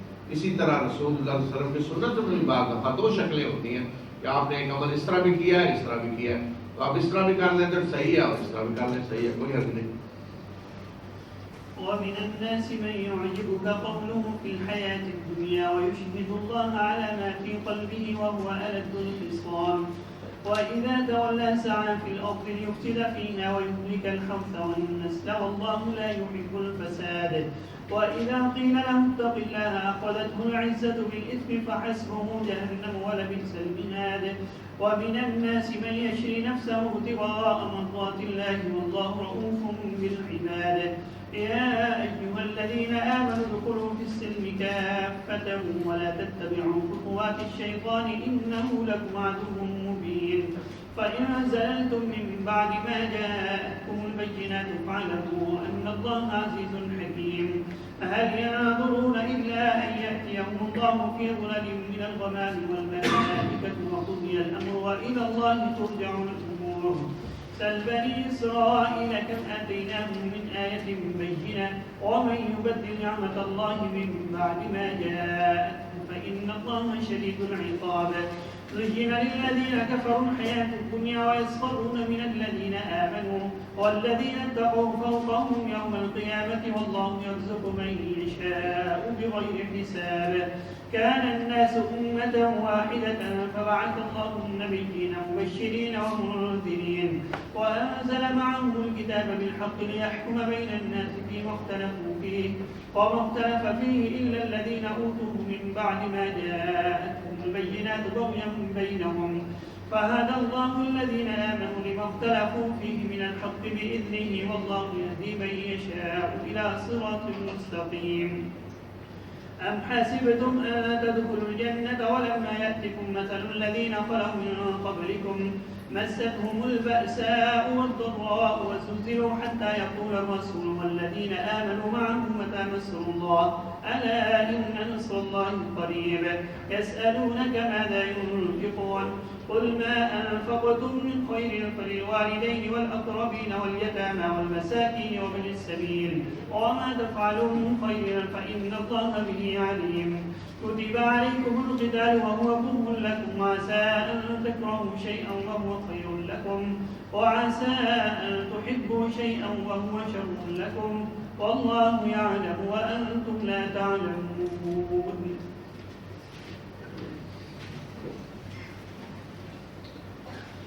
لوگوں میں ایسے بھی ہیں کہ جن کی بات دنیا کی زندگی میں آپ کو بہت اچھی لگتی ہے اور اللہ کی قسمیں کھاتے ہیں اس چیز پہ جو دل میں ہے، یعنی نیت اپنی صاف بتانے کے لیے بڑی بڑی قسمیں کھاتے ہیں، حالانکہ وہ سخت جھگڑالو قسم کے لوگ ہیں، اور جب وہ واپس پھرتے ہیں تو ان کی ساری دوڑ فساد پھیلانے کے لیے ہوتی، زمین میں فساد پھیلائیں اور کھیتی اور فصل کو برباد کریں، اللہ فساد پسند نہیں کرتا۔ اور جب ایسی چیز آ جاتا ہے کہ اللہ سے ڈرو تو پھر اسے عزت نفس گناہ پہ ابھارتی ہے، ایسے شخص کے لیے جہنم کافی ہے اور وہ برا ٹھیک ہے۔ یہ بتایا کہ ایسے لوگ جو اس وقت کا رات بعد منافقین کا، بڑے بڑے بات سرداروں کا، کہ وہ آ کر باتوں میں تو اس طرح کہتے ہیں کہ ان سے اچھا ان کا علمبردار کوئی نہیں ہے اور ان سے اچھا کوئی انسان کا احترام کرنے والا کوئی نہیں ہے، انسانوں سے محبت کرنے والا، اور قسمیں کھا کر یہ سب کچھ کہتے ہیں۔ لیکن کردار عملی کیا تھا کہ پیچھے جا کے پھر سازشیں کرنی، جنگیں بھڑکانی، یہودی سردار بہت سارے یہ اتنے کرتے تھے، اور ان جنگوں کے نتیجے میں انسانی تباہی، انسانی نسلوں کی، کھیتیوں کی، اقتصاد کی تباہی۔ آج میں پڑھ رہا تھا، وہ صاحب نے کہا آج مجھے بڑی شرمندگی ہے جو عراق کی جنگ چھیڑی، میری زندگی کی سب سے بڑی غلطی یہ ہے کہ عراق پہ جو حملہ کیا، اور ابھی پھر ساتھ گھر پہ بڑی فوج بھیجے پھر دوبارہ۔ تو یعنی ایک شخص نے اپنی وہ خواہش پوری کرنے کے لیے کوئی دل میں جو تھی غصہ یا حسد یا بغض، دیکھیں جو تباہی کے دروازے کھولے، اس کے نتیجے میں لاکھوں لوگ قتل ہو چکے، بے گھر ہو چکے، لاکھوں بچے یتیم، عورتیں بیوہ۔ تو اس طرح کے لوگ ہوتے ہیں کہ جو تھوڑی سی اپنی عزت نفس کے لیے غصے میں آ کر اس طرح کے حرکتیں کرتے ہیں کہ جنگیں چھڑیں گے، تباہی اور بربادی ہوگی۔ اور دوسری طرف فرمایا کہ ایسے بھی لوگ ہیں جنہوں نے اللہ کی رضا کے لیے اپنے آپ کو بیچا ہوا ہے، اللہ کی رضا کے کام کرنے، انسانی خدمت بہبود کے لیے سب کچھ کر رہے ہوتے ہیں۔ پھر اہل ایمان کو کہا ہے کہ پورے کے پورے ایمان میں داخل ہو جاؤ، شیطان کے نقش قدم کی پیروی نہ کرو، بے شک وہ تمہارا واضح دشمن ہے، اور اگر تم اس کے بعد بھٹکے کہ تمہارے پاس واضح نشانیاں آ چکی ہیں تو تمہیں معلوم ہونا چاہیے کہ اللہ زبردست اور دنا ہے۔ کیا یہ لوگ انتظار کر رہے ہیں اس کا کہ اللہ خود ان کے سامنے آ جائے بادلوں کے اندر سے اور فرشتے، اور پھر معاملے کا فیصلہ کر دیا جائے اور سارے معاملات اللہ کی طرف لوٹائے جائیں گے؟ یعنی یہ چاہتے ہیں کہ اس وقت ایمان لائیں جب اللہ کو دیکھ لیں، فرشتوں کو دیکھ لیں کہ آسمان سے فرشتے نازل ہوں، تب یہ ایمان لائیں گے۔ پھر فرمایا کہ بنی اسرائیل سے پوچھ لیں کتنی واضح نشانیاں ہم نے ان کو دیں، لیکن اس نشانیوں کے بعد کیا سیدھے ہو گئے؟ نہیں۔ اس کا مقصد یہ جواب ہے ان لوگوں کو جو کہتے ہیں بڑی کو نشانی دکھائیں، نشانی دکھائیں۔ تو فرمایا کہ نشانیاں دکھا بھی دیں تو یہ ایمان نہیں لائیں گے، اور جس نے اللہ کی نعمت کو بدلا ہے اس کے بعد اس کے پاس وہ آ گئی۔ نعمت کیا ہے؟ اللہ کی شریعت، اللہ کی کتاب۔ تو اگر اس کی قدر نہیں کر رہا تو اللہ سخت سزا دینے والا ہے۔ پھر بتایا کہ کافروں کے لیے دنیا کی زندگی بڑی خوبصورت بنا دی گئی ہے، وہ اہل ایمان کا مذاق اڑا رہے ہیں، لیکن قیامت کے دن اہل ایمان ان سے اوپر ہوں گے. یہ یاد رکھنا چاہیے کہ دنیا اللہ ہر ایک کو دے رہا ہے، تو کافروں کو بلکہ زیادہ دے رہا ہے اللہ امتحان کے لیے. تو مومن کے لیے دنیا نہیں سامنے ہونی چاہیے کہ دنیا میں سب سے آگے بڑھوں، نہیں، آخرت ہونی چاہیے. تو فرمایا کہ آخرت میں مومن اوپر ہوں گے، کامیاب ہوں گے. باقی رزق فرمایا اللہ جسے چاہتا ہے بغیر حساب کے رزق دیتا ہے. پھر انسانی اختلاف کے بارے میں بتایا، انسانی اختلاف کب ہوا، کیوں ہوا، کیسے ہوتا ہے. آیت نمبر 213 میں کہ لوگ فرمایا ایک امت تھے، یعنی حضرت آدم سے جب انسانی نسل کی ابتدا ہوئی تو ایک ہی امت تھی، کوئی اختلاف نہیں تھا، توحید پہ تھے سارے لوگ. حضرت آدم نے اپنی اولاد کو توحید کے راستے پہ چلایا. پھر وقت گزرنے کے ساتھ ساتھ شرک شروع ہو گیا، شیطان کو موقع ملا تو شرک شروع ہو گیا. تو پھر اللہ تعالیٰ نے اس شرک کو ختم کرنے کے لیے انسان کی رہنمائی کے لیے نبیوں کا سلسلہ شروع کیا. حضرت آدم کے بعد پھر مسلسل فرمایا کس طرح نبی آتے رہے. تو جب یہ سلسلہ شروع ہوا نبیوں کا تو کچھ لوگ نبیوں پہ ایمان لائے، کچھ نہیں لائے. تو پھر جو ایمان لائے وہ مسلمان بنے، جو نہیں لائے وہ کافر بنے. تو اس طرح فرمایا کہ پھر ایمان اور کفر کا فرق ہو گیا، یہ مسلمان ہیں یہ کافر ہیں. پھر بتایا کہ اختلاف جو ہوا وہ اس وجہ سے نہیں ہوا کہ لوگوں کے پاس علم نہیں تھا، بلکہ واضح نشانیاں اور علم آ جانے کے بعد لوگوں نے اختلاف کیا. کیوں؟ سرکشی کی وجہ سے، اپنی کوئی انا، سرکشی اور ضد، ایک دوسرے سے آگے بڑھنا، اپنا الگ کوئی گروپ بنانا، اس طرح کی وجوہات ہیں جن کی وجہ سے لوگوں نے اختلاف کیا. اور اللہ نے نبی بھیجے اس اختلاف کو ختم کرنے کے لیے. تو جو لوگ نبیوں پہ ایمان لائے ان کو سمجھ آ گئی کہ صحیح راستہ کیا ہے. اور فرمایا کہ اللہ جس کی چاہتا ہے سیدھے راستے کی طرف رہنمائی کرتا ہے. پھر بتایا کہ تم اس طرح نہ سمجھو کہ جنت میں بس ایسے ہی داخل ہو جاؤ گے. کیا تم نے یہ سمجھ لیا کہ جنت میں داخل ہو جاؤ گے یعنی بغیر کچھ کیے، بغیر کسی امتحان سے گزرے؟ نہیں، ایسے نہیں ہوگا. ابھی تو تمہارے اوپر وہ حالات نہیں آئے جو ان لوگوں پہ گزرے جو تم سے پہلے تھے، کہ سخت فقر و فاقہ کی مصیبتیں اور جسمانی تکلیفیں ان پہ آئیں اور وہ ہلا کے رکھ دیے گئے، یہاں تک کہ وقت کے رسول نے کہا کہ اور ایمان لانے والوں نے کہ اللہ کی مدد کب آئے گی. سخت ترین آزمائشوں سے گزرے، پکار اٹھے کب آنی اللہ کی مدد. تو فرمایا کہ پھر انہیں کہا گیا کہ اللہ ان نصر اللہ قریب، سن لو کہ اللہ کی مدد قریب ہے. فرمایا کہ ان آزمائشوں سے تمہیں بھی گزرنا پڑے گا. ایسے نہیں کہ اللہ کی مدد کچھ کیے بغیر آئے، اللہ کی مدد آتی ہے لیکن پہلے جو کچھ مسلمان کے اندر ہے نا وہ سب کچھ لگائے، سب کچھ نچوڑ دیا جاتا ہے، پھر اللہ کی مدد آتی ہے. اس کے بعد فرمایا کہ یہ پوچھتے ہیں کیا خرچ کریں. کہہ دیجئے کہ جو بھی تم خرچ کرو وہ تمہارے والدین کے لیے ہونا چاہیے، قرابت داروں، یتیموں، مسکینوں اور مسافر کے لیے، اور جو بھی خرچ کرو گے اللہ کو اس کا علم ہے. تو یہ سوال آگے بھی آ رہے ہیں خرچ کرنے کے بارے میں، کیا خرچ کریں، کتنا خرچ کریں. تو اس کا جواب دیا جا رہا ہے. وہ ہے کہ یہاں مراد ہے کہ کیا خرچ کریں اور کس کے لیے کریں. تو بتایا کہ وہ حقدار کون ہے، والدین، قرابت دار، یتیم، مسکین. اور اس کے بعد جنگ کے بارے میں فرمایا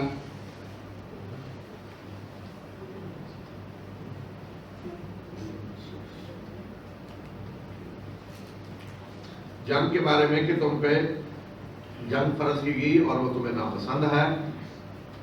اور ہو سکتا ہے کہ ایک چیز تمہیں ناپسند ہو اور تمہارے لیے بہتر ہو سکتا ہے کہ ایک چیز تمہیں پسند ہو اور تمہارے لیے بری ہو. اللہ جانتا ہے اور تم نہیں جانتے. يسألونك عن الشهر الحرام قتال فيه قل قتال فيه كبير وصد عن سبيل الله وكفر به والمسجد الحرام وإخراج أهله منه أكبر عند الله والفتنة أكبر من القتل ولا يزالون يقاتلونكم حتى يردوكم عن دينكم إن استطاعوا ومن يرتد منكم عن دينه فيمت وهو كافر فأولئك حبطت أعمالهم في الدنيا والآخرة وأولئك أصحاب النار هم فيها خالدون. إن الذين آمنوا والذين هاجروا وجاهدوا في سبيل الله أولئك يرجون رحمة الله والله غفور رحيم. يسألونك عن الخمر والميسر قل فيهما إثم كبير ومنافع للناس وإثمهما أكبر من نفعهما ويسألونك ماذا ينفقون قل العفو كذلك يبين الله لكم الآيات لعلكم تتفكرون في الدنيا والآخرة ويسألونك عن اليتامى قل إصلاح لهم خير وإن تخالطوهم فإخوانكم والله يعلم المفسد من المصلح ولو شاء الله لأعنتكم إن الله عزيز حكيم ولا تنكحوا المشركات حتى يؤمنوا ولا أمة مؤمنة خير من مشركة ولو أعجبتكم ولا تنكحوا المشركين حتى يؤمنوا ولا عبد مؤمن خير من مشرك ولو أعجبكم أولئك يدعون إلى النار والله يدعو إلى الجنة والمغفرة بإذنه ويبين آياته للناس لعلهم يتذكرون ويسألونك عن المحيض قل هو أذى فاعتزلوا النساء في المحيض ولا تقربوهن حتى يطهرن فإذا تطهرن فأتوهن من حيث أمركم الله إن الله يحب التوابين ويحب المتطهرين نساؤكم حرث لكم فأتوا حرثكم أنى شئتم وقدموا لأنفسكم واتقوا الله واعلموا أنكم ملاقوه وبشر المؤمنين.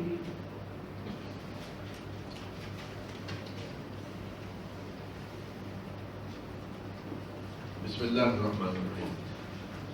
آیت نمبر 216 جو ہے اس کا تعلق بھی اگلی آیات سے ہے جس کا پہلے میں نے ترجمہ کیا کہ تم پہ جنگ فرض کی گئی حالانکہ وہ تمہیں ناپسند ہے، یعنی جنگ کو کوئی پسند نہیں کرتا، جنگ کی موت ہے، قتل.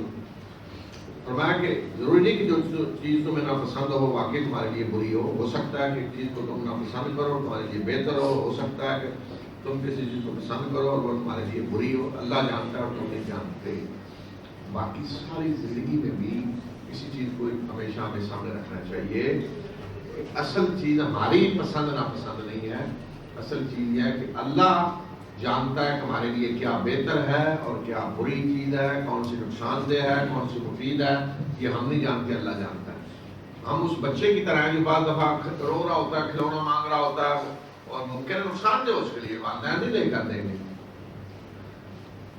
تو اسی طرح بعض دفعہ ہم کہہ رہے ہوتے نہیں یہ چیز بڑی مفید ہے، نہیں اللہ جانتا ہے ممکن ہمارے لیے تباہ کن ہو دنیا کے لحاظ سے یا آخرت کے لحاظ سے. اور بعض چیزیں ہم ناپسند کر رہے ہوتے ہیں لیکن ہمارے لیے مفید ہوتی ہیں. تو اسی لیے فرمایا کہ جنگ مفید ہے تمہارے لیے لیکن تم پسند نہیں کر رہے، اس لیے کہ کوئی بھی انسان جنگ کو پسند نہیں کرتا. لیکن بعض چیزیں جو ناپسندیدہ ہوتی ہیں وہ بھی اختیار کرنی پڑتی ہیں، اس لیے کہ انسان کے لیے وہ مفید ہوتی ہیں. پھر اس میں آیت نمبر 217 جو ہے یہ خاص ایک واقعے کے بارے میں ہے جو جنگ کے متعلق ہے. رسول اللہ صلی اللہ علیہ وسلم نے ایک سریہ بھیجا، اسے کہتے ہیں وادی نخلہ کا سریہ. وادی نخلہ ہے طائف اور مکہ کے درمیان.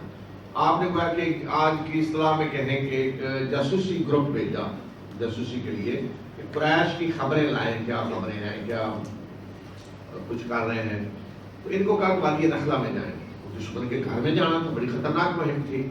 تو یہ صحابہ جب وہاں گئے تو وہاں انہوں نے دیکھا قریش کا ایک قافلہ آ رہا ہے اور وہ حرام مہینہ تھا. انہوں نے کہا کہ اگر قافلے کو جانے دیں تو یہ جا کر ہماری رپورٹ دیں گے اور ہمیں نہیں چھوڑیں گے قریش دشمن آ کر، اور اگر ان کو پکڑتے ہیں جنگ کرتے ہیں تو حرام مہینے میں جنگ کرنی پڑے گی.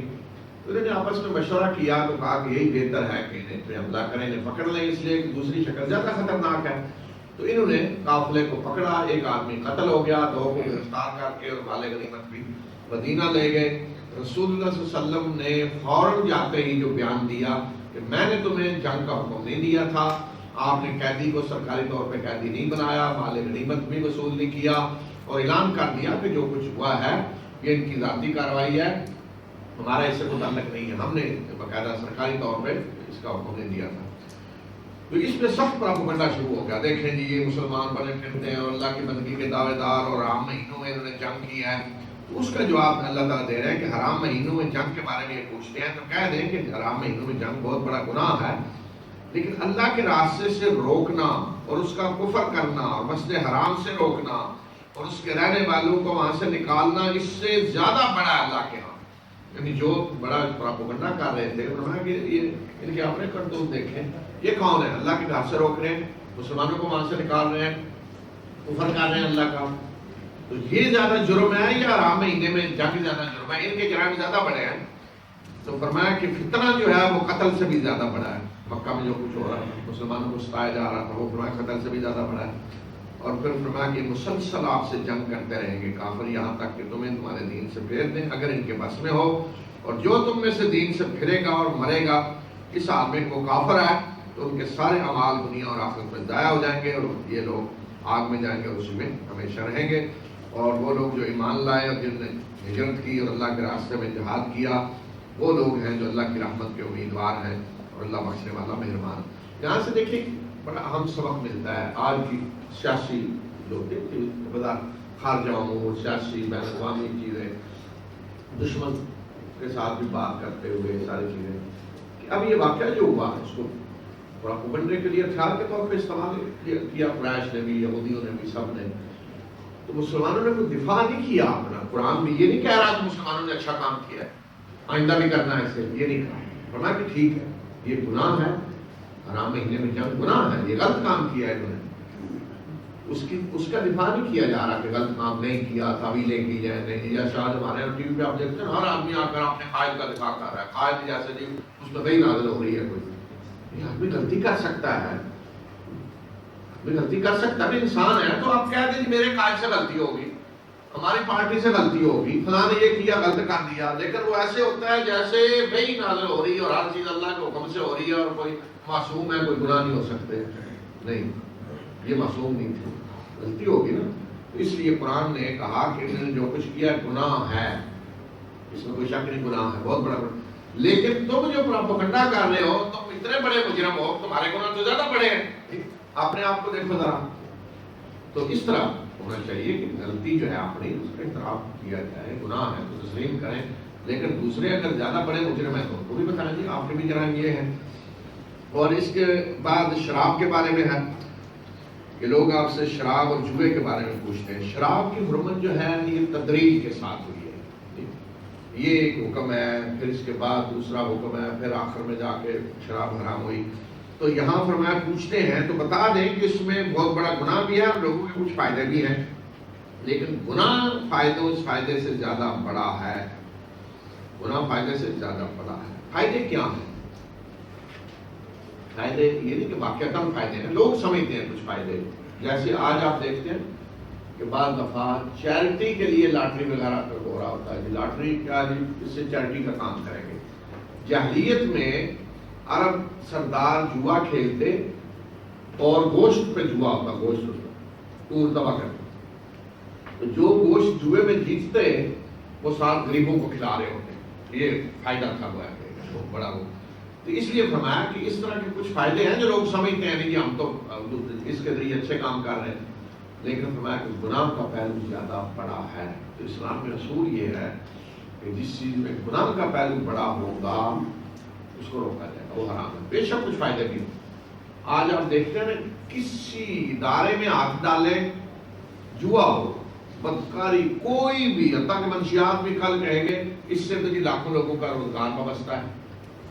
جرائم ہو رہے ہیں اس سے تو لاکھوں لوگوں کا روزگار وابستہ ہے. تو یہ بات نہیں. دیکھیں بری سے بری چیز میں بھی کچھ لوگ فائدہ اٹھا رہے ہوتے ہیں، لیکن دیکھا یہ جائے گا کہ اس کے فائدے زیادہ ہیں یا نقصانات زیادہ ہیں. تو جس چیز کے نقصانات زیادہ ہوں گے اس پر پابندی لگائی جائے گی اور اسے حرام قرار دیا جائے گا. تو آگے پھر آیتیں آ رہی جن میں دوسرا حکم آیا شراب کا، پھر تیسرا ہے.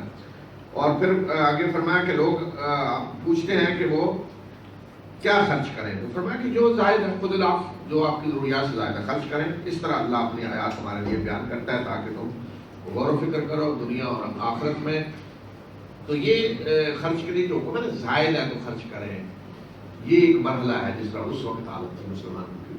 تو بعض دفعہ ایسے حالات ہوتے ہیں کہ آپ اپنی ضرورت کے لیے رکھیں باقی خرچ کریں. ہنگامی حالت جیسے مہاجرین ہر طرف سے آ رہے ہیں، جنگ ہے، جیسے ایمرجنسی کی حالت ہوتی ہے، تو اس میں اس طرح یہ حکم ہوگا کہ اپنی ضرورت سے زائد خرچ کریں. پھر فرمایا کہ یتامہ کے بارے میں پوچھتے ہیں. جب قرآن میں آیت نازل ہوئی کہ جو یتیموں کا مال کھائے گا وہ اپنے پیٹ میں آگ بھرے گا، جہنم میں جائے گا. تو لوگ کئی تھے جو یتیموں کے سرپرست تھے، تو یتیموں کا مال ان کے پاس تھا، لیکن گھر میں کھانا پینا اکٹھا ہوتا تھا. یہ سوال کھڑا ہوا کہ یہ نہ ہو کہ ہمارے پیٹ میں کوئی یتیم کا مال چلا جائے.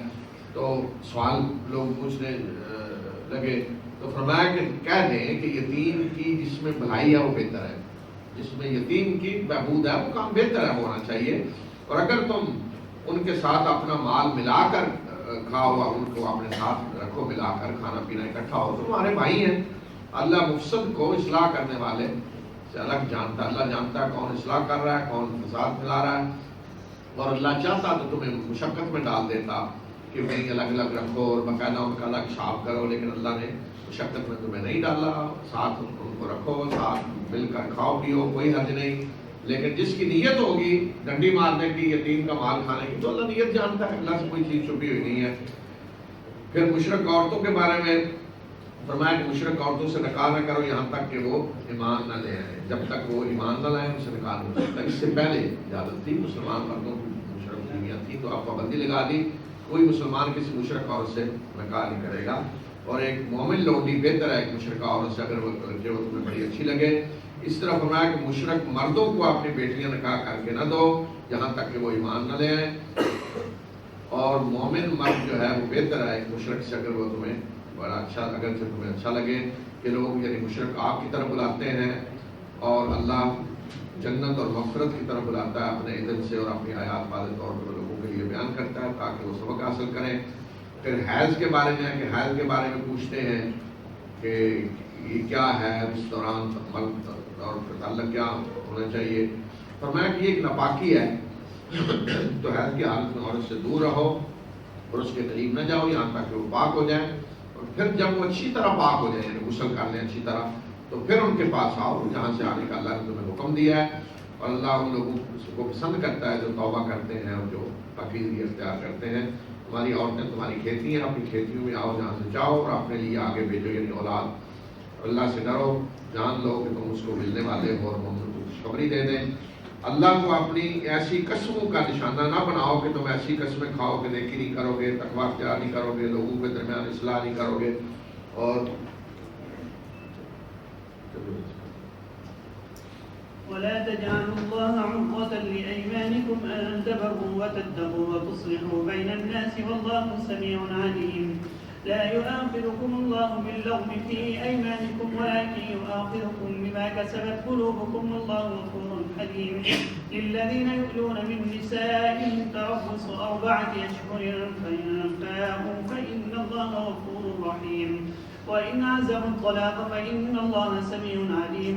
والمطلقات يتربصن بأنفسهن 3 قروء ولا يحل لهن أن يكتمن ما خلق الله في أرحامهن إن كن يؤمن بالله واليوم الآخر وبعولتهن أحق بردهن في ذلك إن أرادوا إصلاحا ولهن مثل الذي عليهن بالمعروف وللرجال عليهن درجة والله عزيز حكيم. الطلاق 2 فإمساك بمعروف أو تسريح بإحسان. ولا يحل لكم أن تأخذوا مما آتيتموهن شيئا إلا أن يخافا ألا يقيما حدود الله. فإن خفتم ألا يقيما حدود الله فلا جناح عليهما فيما افتدت به. تلك حدود الله فلا تعتدوها ومن يتعد حدود الله فأولئك هم الظالمون. فإن طلقها فلا تحل له من بعد حتى تنكح زوجا غيره. فإن طلقها فلا جناح عليهما أن يتراجعا إن ظنا أن يقيما حدود الله. وتلك حدود الله يبينها لقوم يعلمون. وإذا طلقتم النساء فبلغن أجلهن فامسكوهن بمعروف أو سرحوهن بمعروف ولا تمسكوهن ضرارا لتعتدوا ومن يفعل ذلك فقد ظلم نفسه. ولا تتخذوا آيات الله هزوا واذكروا نعمة الله عليكم وما أنزل عليكم من الكتاب والحكمة يعظكم به واتقوا الله واعلموا أن الله بكل شيء عليم. وإذا طلقتم النساء فبلغن أجلهن فلا تعضلوهن أن ينكحن أزواجهن إذا تراضوا بينهم بالمعروف. ذلك يوعظ به من كان منكم يؤمن بالله واليوم الآخر. ذلكم أزكى لكم وأطهر والله يعلم وأنتم لا تعلمون. والوالدات يرضعن أولادهن حولين كاملين لمن أراد أن يتم الرضاعة. وعلى المولود له رزقهن وكسوتهن بالمعروف لا تكلف نفس إلا وسعها لا تضار والدة بولدها ولا مولود له بولده وعلى الوارث مثل ذلك فإن أرادا فصالا عن تراض منهما وتشاور فلا جناح عليهما وإن أردتم أن تسترضعوا أولادكم فلا جناح عليكم إذا سلمتم ما آتيتم بالمعروف واتقوا الله واعلموا أن الله بما تعملون بصير والذين يتوفون منكم ويذرون أزواجا يتربصن بأنفسهن 4 أشهر وعشرا فإذا بلغن أجلهن فلا جناح عليكم فيما فعلن في أنفسهن بالمعروف والله بما تعملون خبير ولا جناح عليكم فيما عرضتم به من خطبة النساء أو أكننتم في أنفسكم علم الله أنكم ستذكرونهن ولكن لا تواعدوهن سرا إلا أن تقولوا قولا معروفا ولا تعزموا عقدة النكاح حتى يبلغ الكتاب أجله واعلموا أن الله يعلم ما في أنفسكم فاحذروه واعلموا أن الله غفور حليم لا جناح عليكم إن طلقتم النساء ما لم تمسوهن أو تفرضوا لهن فريضة ومتعوهن على الموسع قدره وعلى المقتر قدره متاعا بالمعروف حقا على المحسنين وإن طلقتموهن من قبل أن تمسوهن وقد فرضتم لهن فريضة فنصف ما فرضتم إلا أن يعفون أو يعفو الذي بيده عقدة النكاح وأن تعفوا أقرب للتقوى ولا تنسوا الفضل بينكم إن الله بما تعملون بصير. سنی ہے یہ طلاق کے بارے میں ہے. تو سب سے پہلے تو یہ فرمایا کہ اللہ کو اپنی ایسی قسموں کا نشانہ نہ بناؤ کہ جس میں تم ایسی قسمیں کھاؤ کہ تم نیکی نہیں کرو گے, تقوی اختیار نہیں کرو گے, لوگوں کے درمیان بھلائی نہیں کرو گے, اللہ سننے والا جاننے والا ہے. یہ بات آدمی اس طرح قسمیں کھا رہا ہوتا ہے کہ قسم کھا کہتا ہے میں نہیں ان کے درمیان صلح کراؤں گا. قسم کھا رہا ہوتا ہے کسی نے ایک اچھا کام نہیں کیا, میں یہ کام آئندہ نہیں کروں گا. میں اللہ کے نام کی قسمیں اس طرح برے کاموں کے لیے کھا رہے ہو کہ نیکی کام سے روکنے کے لیے اللہ کی قسم کا سہارا لے رہے ہو, تو اس طرح نہیں ہونا چاہیے. پھر بتایا کہ جو لغو قسم کی قسمیں ہیں ان پہ تو اللہ کو معاوضہ نہیں کرے گا تم سے, لیکن وہ قسمیں جو باقاعدہ دل کے ارادے کے ساتھ ہوتی ہیں تو ان پہ معاوضہ ہوگا, اور اللہ مشکل والا اور بڑھتا ہے.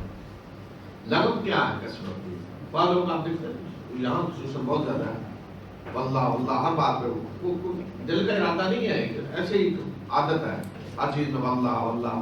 تو اس طرح کی قسموں پہ مواخذہ نہیں ہے, لیکن جو باقاعدہ سوچ سمجھ کر قسم کھائی جائے گی تو اس پہ پھر مواخذہ ہوگا کہ قسم کھائی ہے تو اسے پورا کریں یا کس طرح کی قسم کھائی گئی ہے. پھر اس کے بعد اگلی جو آیت نمبر 2 آیتیں ہیں یہ الہ کے بارے میں ہے. الہ ایک شرعی حکم ہے اور جاہلیت میں یہ ایک غلط طریقہ تھا اور اس کے ذریعے عورتوں کو بڑا نقصان پہنچایا جاتا تھا. تو الہ کیا ہے کہ مرد قسم کھا لیتے کہ وہ اپنی بیوی کے پاس نہیں جائیں گے. تو اب وہ بیوی لٹکی ہوئی ہے درمیان میں, نہ وہ بیوی ہے نہ متعلقہ ہے, یہ قسم کھا لی ہے میں نہیں جانا بیوی کے پاس, نہ طلاق دی ہے کہ وہ آزاد ہو اور نہ اس کے پاس جا رہا ہے مرد. اس لیے اس کے بارے میں واضح بتا دیا کہ جو لوگ اپنی بیویوں کے پاس نہ جانے کی قسم کھا لیتے ہیں تو انہیں 4 مہینے کی مہلت دی جائے گی. اگر وہ رجوع کر لے تو اللہ بخشنے والا مہربان ہے, اور اگر وہ طلاق کا ارادہ کر لے تو اللہ سننے والا جاننے والا ہے.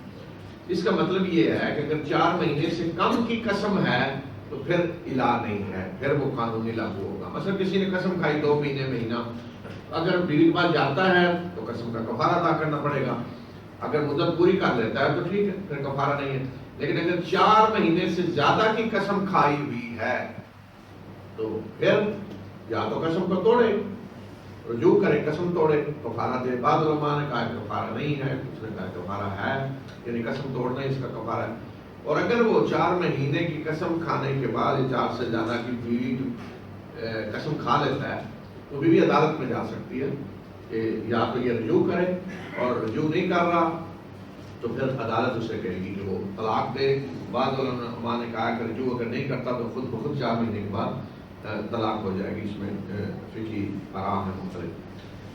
پھر اس کے بعد طلاق کا حکم ہے کہ مطلقات کے لیے وہ عورتیں جنہیں طلاق دی گئی ہے وہ 3 حیض آنے تک انتظار کریں، اسے کہتے ہیں عدت طلاق کی، یعنی 3 طلاق کے بعد 3 حیض آنے تک وہ انتظار کریں، یعنی کوئی کہیں اور نکاح نہیں کر سکتی، یہ عدت ہے، اسے کہتے ہیں طلاق کی عدت۔ اور ان کے لیے جائز نہیں ہے کہ جو کچھ اللہ نے ان کے ریمون پیدا کی اسے چھپائیں، یعنی اگر اور معاملہ ہے تو عمل کو چھپائے نہیں بتائے، اگر وہ اللہ اور یوم آخرت پر ایمان رکھتی ہیں اور ان کے شوہر انہیں واپس لوٹانے کے زیادہ حقدار ہیں، اگر وہ اصلاح چاہتے ہوں، اور عورتوں کے بھی اسی طرح کے حقوق ہیں جس طرح کے مردوں کے ان پہ حقوق ہیں معروف طریقے سے، البتہ مردوں کا اور ان پہ ایک درجہ ہے، اور اللہ زبردست اور حکیم ہے۔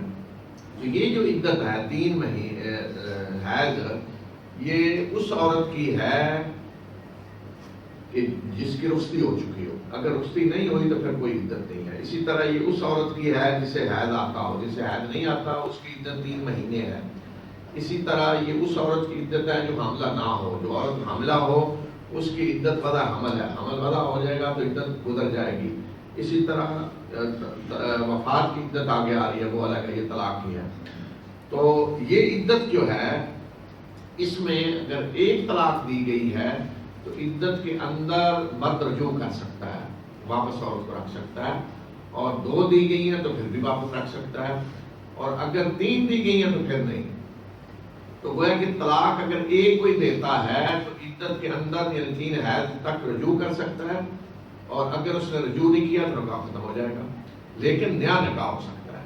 یہی حکم دوسری طلاق کے بعد بھی ہوگا، اگر رجوع کرے تو رجوع کر سکتا ہے عدت کے دوران، رجوع نہیں کیا تو نکاح ختم ہو جائے گا، لیکن نیا نکاح ہو سکتا ہے۔ لیکن اگر تیسری طلاق دے دی ہے تو پھر نہ رجوع ہو سکتا ہے اور نہ نیا نکاح ہو سکتا ہے، جب تک عورت پھر کسی اور کے ساتھ نکاح نہ کرے اور وہ اتفاقاً کہیں طلاق دے دے تو واپس پھر اپنے پہلے خاوند کی طرف آنا چاہے آ سکتی ہے، درمیان میں یہ رکاوٹ رکھ دی۔ اس لیے کہ جب کوئی 1 دفعہ طلاق دے رہا ہے رجوع کر رہا ہے، دوبارہ دے رہا ہے رجوع کر رہا ہے، تو یا نکاح کر رہا ہے تو تیسری دفعہ بھی جب دے رہا ہے تو اس کا مطلب آپ وہ نہیں رہ سکتے اکٹھے، ان کو ذرا تجربہ کرنے دیں، اس لیے کہ ہر خاوند سمجھ رہا ہوتا ہے میری بیوی سب سے بری ہے دوسروں کی اچھی ہے بڑی، ہر عورت سمجھ رہی ہوتی ہے میرا خاوند بڑا برا ہے اور سارے باقی اچھے ہیں، تو اس لیے وہ ذرا دونوں تجربہ کر لیں۔ مرد بھی جب دوسری کرے گا تو کہے گا کاش کہ وہ پہلی ہوتی وہ تو بڑی اچھی تھی، تو عورت جب تجربہ کرے گی نا تو وہ کہے گی وہ پہلا تو 100 گنا اچھا تھا اس سے، تو ذرا دماغ ٹھیک ہو جاتا ہے، وہ ٹھکانے آ جاتی ہے۔ تو اگر کوئی یعنی اتنا ہی بڑھ گیا ہے کہ طلاق پھر طلاق پھر طلاق، تو فرمایا کسی طرح سبق سکھاؤ تھوڑا، تو وہ سبق سیکھ کے جب آتے ہیں تو پھر ٹھیک ہو، لیکن وہ سبق یہ نہیں جو حلالے کی شکل میں ہوتا ہے، ایک خفیہ آزاد ویزے والا وہ جو ہے وہ سازش ایک وہ نہیں، اس سے کوئی سبق کیا ہوتا ہے۔ اور وہ رسول صلی اللہ علیہ وسلم نے فرمایا کہ لعنت ہے اللہ کے اس پہ جو حلالہ کرتا ہے، یہ کروایا جاتا ہے۔ البتہ اس میں ایک شکل یہ ہے کہ کوئی اگر 3 طلاقیں ایک ہی مجلس میں دے دیتا ہے، اس میں اکثر فقہاء نے تو کہا کہ وہ 3 ہی سمجھی جائیں گی، کچھ فقہاء کی رائے کہ نہیں اس کو 1 قرار دیا جائے، خاص طور پہ امام ابن تیمیہ رحمۃ اللہ علیہ کہتے ہیں کہ 1 سمجھی جائے گی، 1 مجلس میں 1 وقت میں۔ باقی چاروں فقہاء کہتے ہیں وہ غلط ہے، گناہ ہے، لیکن اگر دے دی 1 مجلس میں تو 3 ہی سمجھی جائیں گی۔ ہمارے یہاں بھی بڑا اچھا قانون ایک پاکستان میں بنا ہے، میں نے آپ کو یاد ہوگا پچھلے 2-3-4 پروگراموں میں اس کا ذکر کیا تھا۔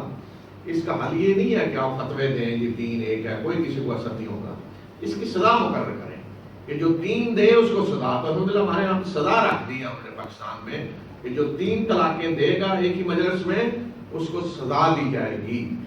میرا خیال جیل بھی رکھی ہے، کچھ جرمانہ بھی رکھا ہے، تو اگر خصوصاً جیل ہونی چاہیے، تو جرمانہ بعض لوگ دے دیتے ہیں آرام سے، تو میرا خیال جیل بھی ہے کہ 6 مہینے یا کتنی جیل، تو یہ حل ہے تاکہ کوئی صحیح طلاق کا جو طریقہ ہے اس طریقے سے دے، کیونکہ 3 ایک ہی مجلس میں دے کر جب لوگ آتے ہیں بڑی قابل رحم حالت ہوتی ہے، وہ جی یہ ہو گیا تھا پتہ نہیں تھا فلاں، رو رہے ہوتے ہیں بچے کو کیا بنے گا، یہ بڑا رحم آتا ہے، لیکن کیا حل ہے جی، کیا کریں؟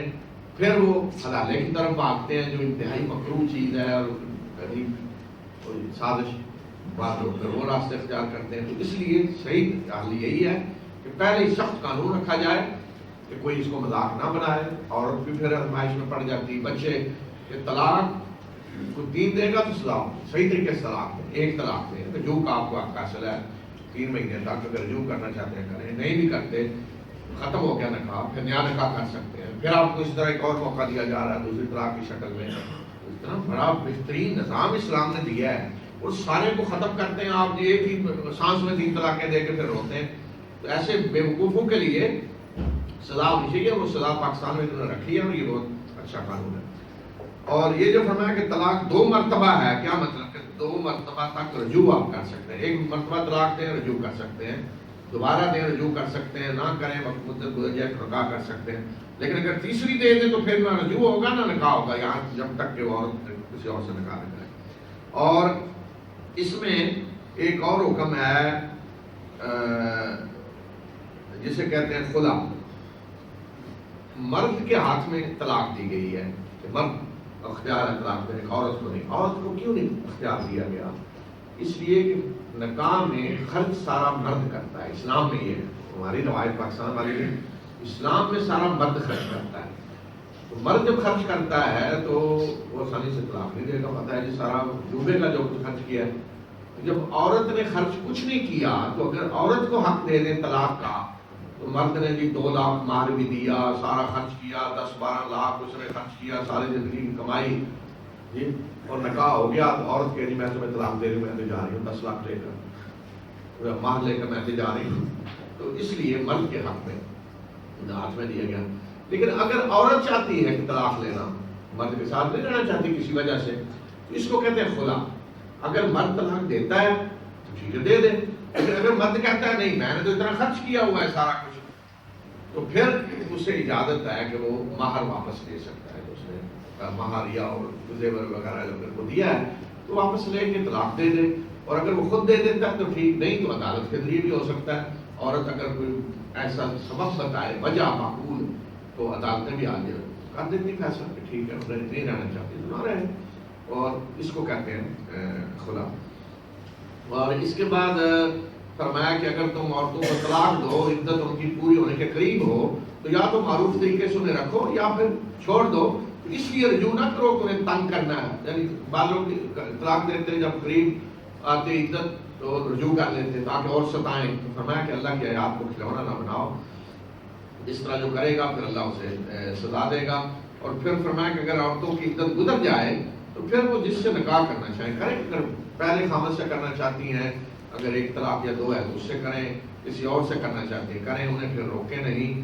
اور اس کی اللہ نصیحت کرتا ہے ہر شخص کو جو تم میں سے اللہ جو آخر پر ایمان رکھتا ہے، یہی پاکیزہ کار ہے تمہارے لیے، یعنی انہیں پھر روکو نہیں.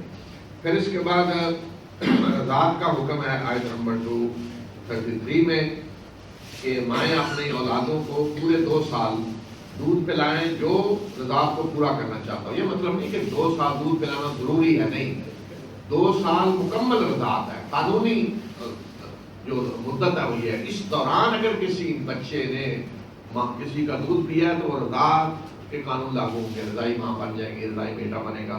لیکن ویسے کو اگر 6 مہینے سال میں بھی دودھ چھڑانا چاہے چھڑائے. اور فرمایا کہ نہ ماں کو تنگ کیا جائے بچے کی وجہ سے نہ خاوند کو. یہ اس حالت میں ہے کہ اگر طلاق ہو گئی ہے تو پھر ماں کو دودھ پلانے دیا جائے. اور ماں اگر اجرت چاہتی ہے تو اسے اجرت دی جائے. جب تک وہ کسی بیٹے کو دودھ پلا رہی ہے جس نے طلاق دے دی ہے تو اسے خرچہ ملے گا، لباس ملے گا، بچے کا باپ اسے دے گا. اور وارث کو بھی اسی طرح دینا پڑے گا اگر شوہر فوت ہو گیا تو. اور اگر مشورے سے میاں بیوی دونوں دودھ چھڑانا چاہتے ہیں تو کوئی حرج نہیں، جب چاہیں وہ چھڑا لیں. اور اگر کسی اور عورت کو تم رکھتے ہو فرمایا دودھ پلانے کے لیے تو اس میں بھی کوئی حرج نہیں. اور اجرت مقرر کر لی جائے کہ وہ اس طرح دودھ پلائے گی پھر اسے اجرت دی جائے گی. لیکن ماں زیادہ حقدار ہے، الا یہ کہ وہ اتنی اجرت مانگ رہی ہو کہ آدمی کی استطاعت سے باہر ہے، وہ نہیں دے سکتا تو پھر کسی اور کو بھی رکھا جا سکتا ہے. اور پھر آیت نمبر 234 میں حکم ہے ان عورتوں کے لیے کہ جن کے شوہر فوت ہو جائیں تو ان کے لیے عدت 4 مہینے 10 دن ہے. عورت کا جوان ہو بوڑھی ہو اسے کہتے ہیں عدت وفات. کہ 4 مہینے 10 دن تک وہ عورت زیب و زینت اختیار نہیں کرے گی، بغیر ضرورت کے گھر سے نہیں نکلے گی، یہ اس کی عدت ہے. اور فرمایا کہ اس دوران تم ان سے عہد و پیمان نہ کرو کہ وہ نکاح کرنے کے مطلب وہ اشارہ میں کوئی بات کرنا چاہے تو کر سکتا ہے. اور اگر دل میں کسی کی نیت ہے کہ عدت گزر جائے تو میں اس سے نکاح کروں گا تو دل میں نیت ہونے سے کوئی حرج نہیں. لیکن کوئی اس طرح کی خفیہ عہد و پیمان نہیں ہونے چاہیے. اور نکاح اس وقت ہو جب عدت پوری ہو جائے. عدت سے پہلے اگر نکاح ہوگا تو وہ نکاح جائز نہیں ہوگا. اسی طرح پھر آیت نمبر 236 میں ایک حکم بتایا ہے کہ ایک شکل یہ ہوتی ہے کہ کسی نے نکاح کیا ہے لیکن مہر ابھی مقرر ہی نہیں کیا اور رخصتی سے پہلے ہی طلاق دے دی, تو اس میں پھر فرمایا کہ دے طلاق کے کچھ رخصت کر دو. پھر مہر ابھی مقرر ہی نہیں ہوا تو جتنی کسی کی استطاعت ہے وہ اتنا کچھ دے دے. لیکن اگر کسی نے طلاق دے دی رخصتی سے پہلے لیکن مہر مقرر ہو چکا ہے تو پھر آدھا مہر دینا ہوگا. اگر تو رخصتی کے بعد طلاق ہوئی ہے تو پورا مہر مرد کو دینا ہوگا, لیکن اگر رخصتی سے پہلے طلاق ہو گئی ہے اور مہر مقرر ہو چکا ہے تو پھر آدھا مہر مرد کو دینا ہوگا. الا یہ کہ مرد زیادہ دے دے یا عورت کچھ معاف کر دے تو مردوں کو کہا کہ تم زیادہ آگے بڑھو اور آپس میں جو فضیلت اللہ نے تمہیں دیا اس کو نہ بھولو. یعنی مرد کو کرنا چاہیے کہ وہ آدھے سے زیادہ دے. حافظوا على الصلوات والصلاة الوسطى وقوموا لله قانتين. ساڑھے 11 تک کر دیں. اچھا چلو ٹھیک.